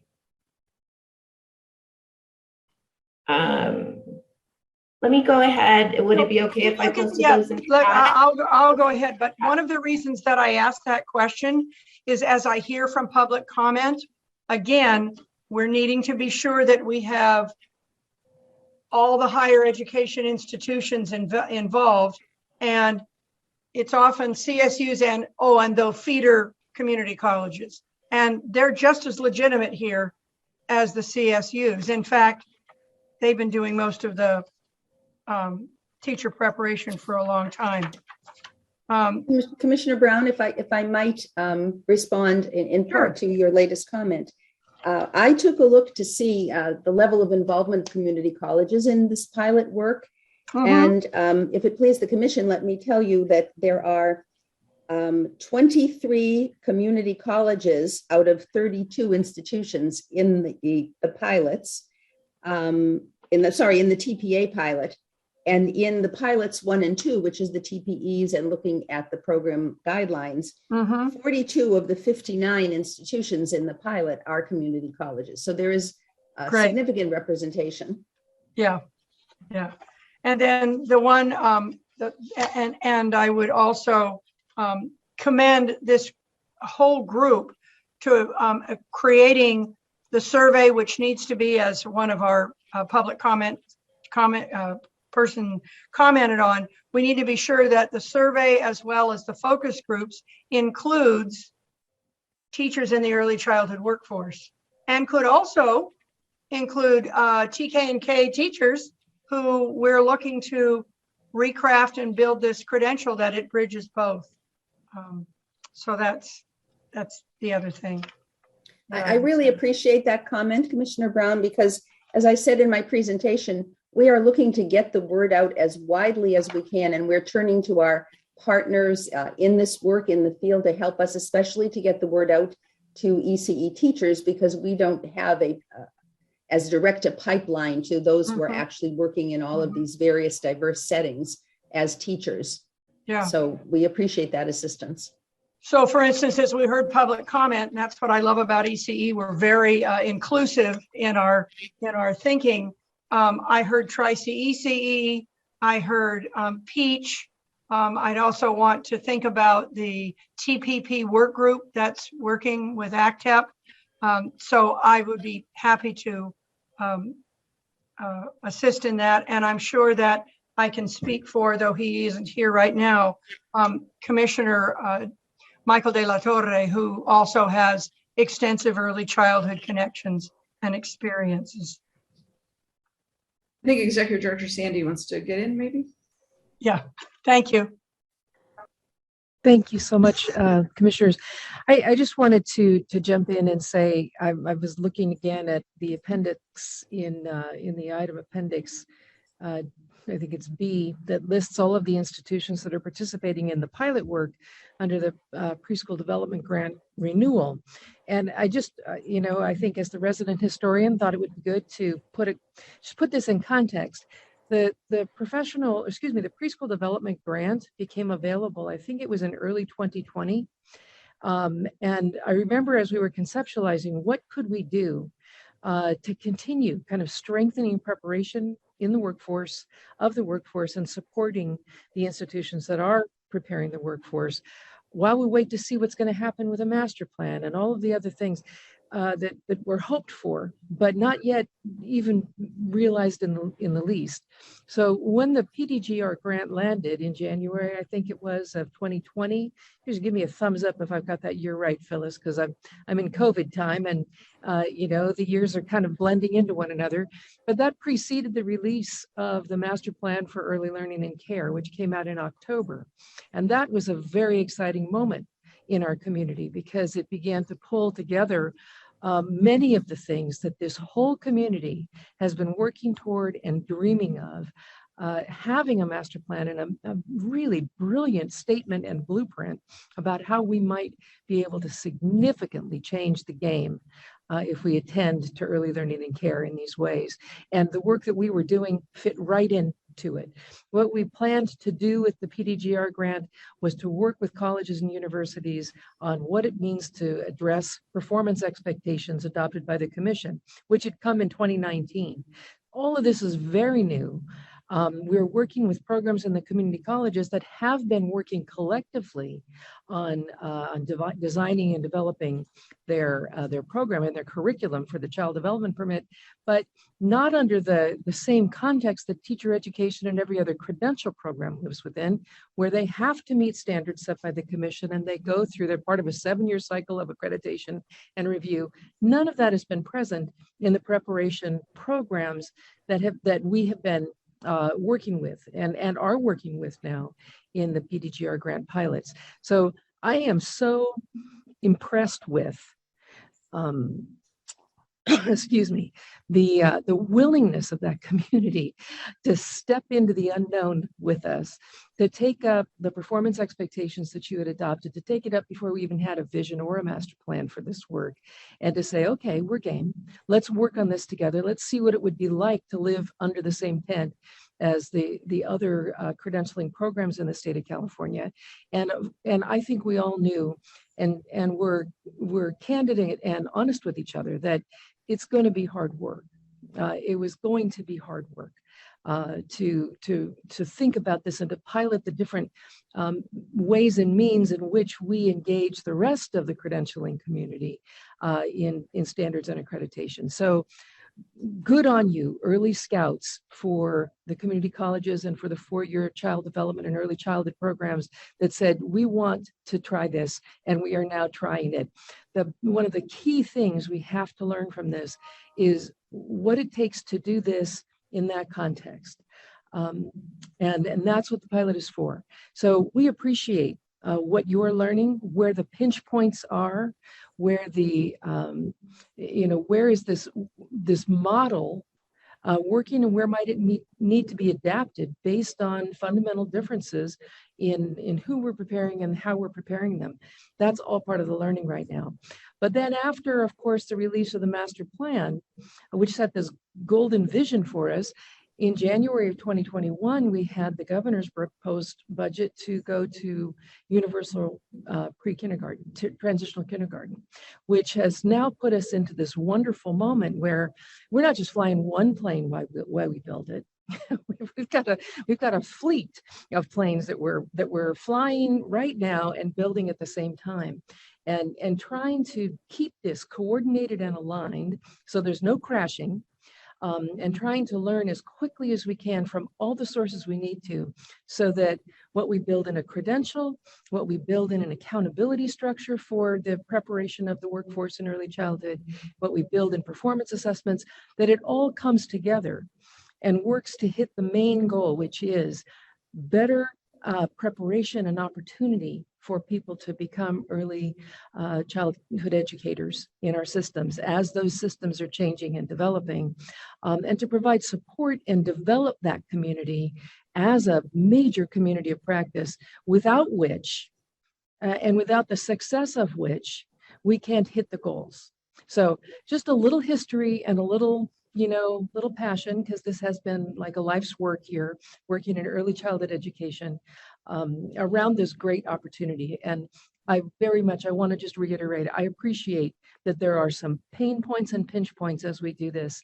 And that is part of what we've got to learn together, so that what ultimately gets shaped is as well adapted to the context in which we can and must do this as we can make it. So thank you. Oh, thank you. It always amazes me the depth of your knowledge and the breadth of your knowledge, Mary. That's amazing. I see that we have Commissioner Gross and then Commissioner Jackson.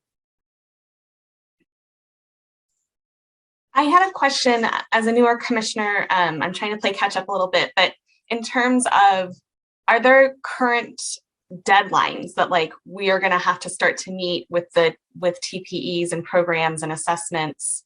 Like, is there a timeline similar to the one that we saw earlier today about like, we have to hit this mark by 2024 or that sort of thing? Well, there are actually a couple of operative timelines. One of those has to do with the funding sources that we're responsive to.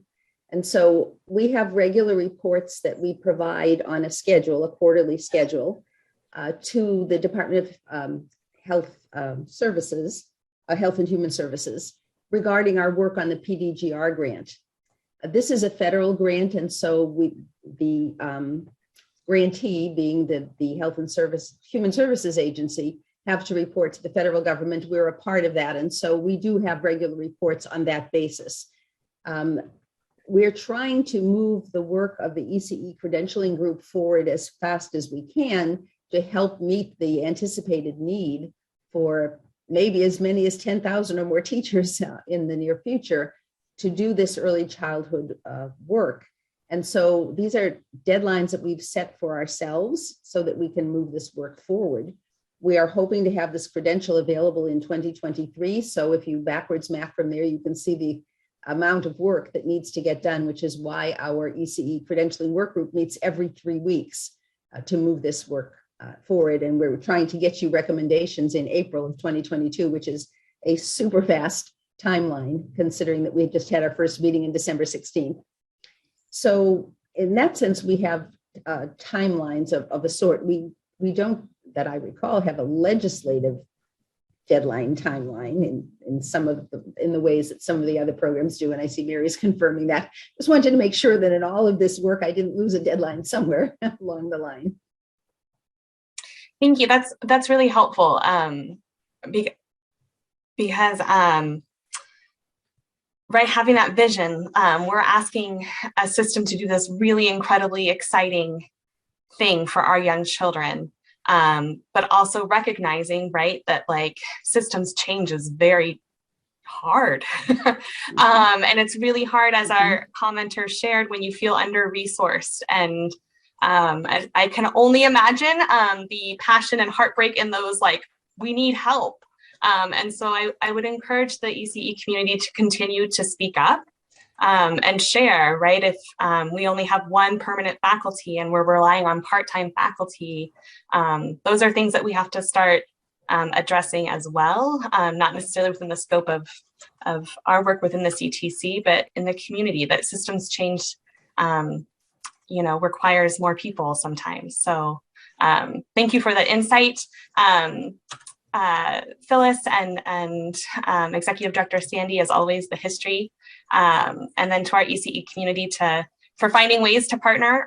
It's really exciting, and I appreciate your patience with us, as Executive Director Sandy says, the pinch points, because they're hard. So thank you. Thank you, Commissioner Gross, for that. Commissioner Jackson?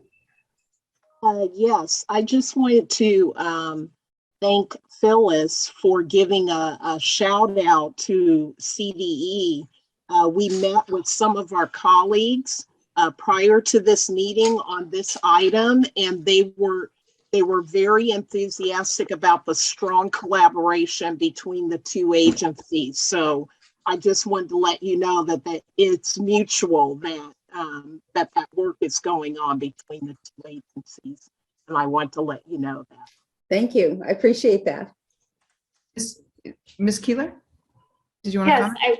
Yes, I wanted to get back to Commissioner Brown. The 4 institutions that are participating in the pilots are CSU Sacramento, CSU Bakersfield, Norco College, and Ventura College. Great. I'm sorry, I didn't hear the last 2, which are the community colleges. Norco College and Ventura College. Norco, okay, and Ventura. Thank you. You're welcome. Other questions or comments from the commissioners?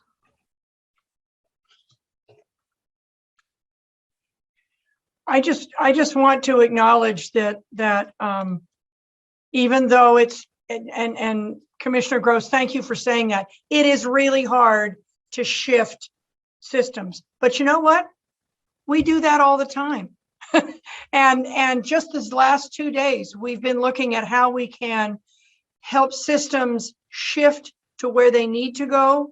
And yes, there's pinch points, but this in particular is not only has been a long time coming, but has a lot of people who want to help the lift. And we also need to recognize that in August of 2023, it won't be perfect yet, but we're going to work it towards making it work to make it better. And it'll take time.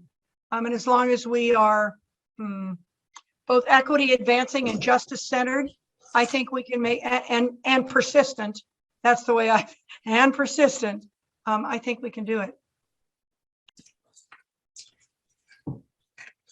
Well, Commissioner Brown, I think that's a wonderful positive note to end this discussion unless others have any other comments, but this has really been robust and appreciate all of those who contributed and of course the CTC staff and most of all recognizing the kind of change and demand that we have.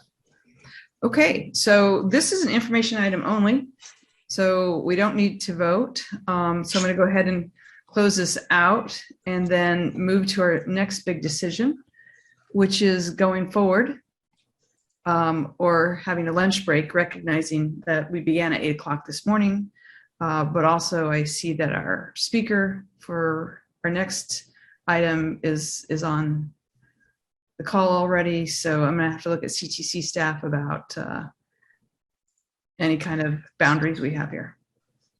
The boundaries are your personal comfort. Commissioners, we expect this next item could take an hour.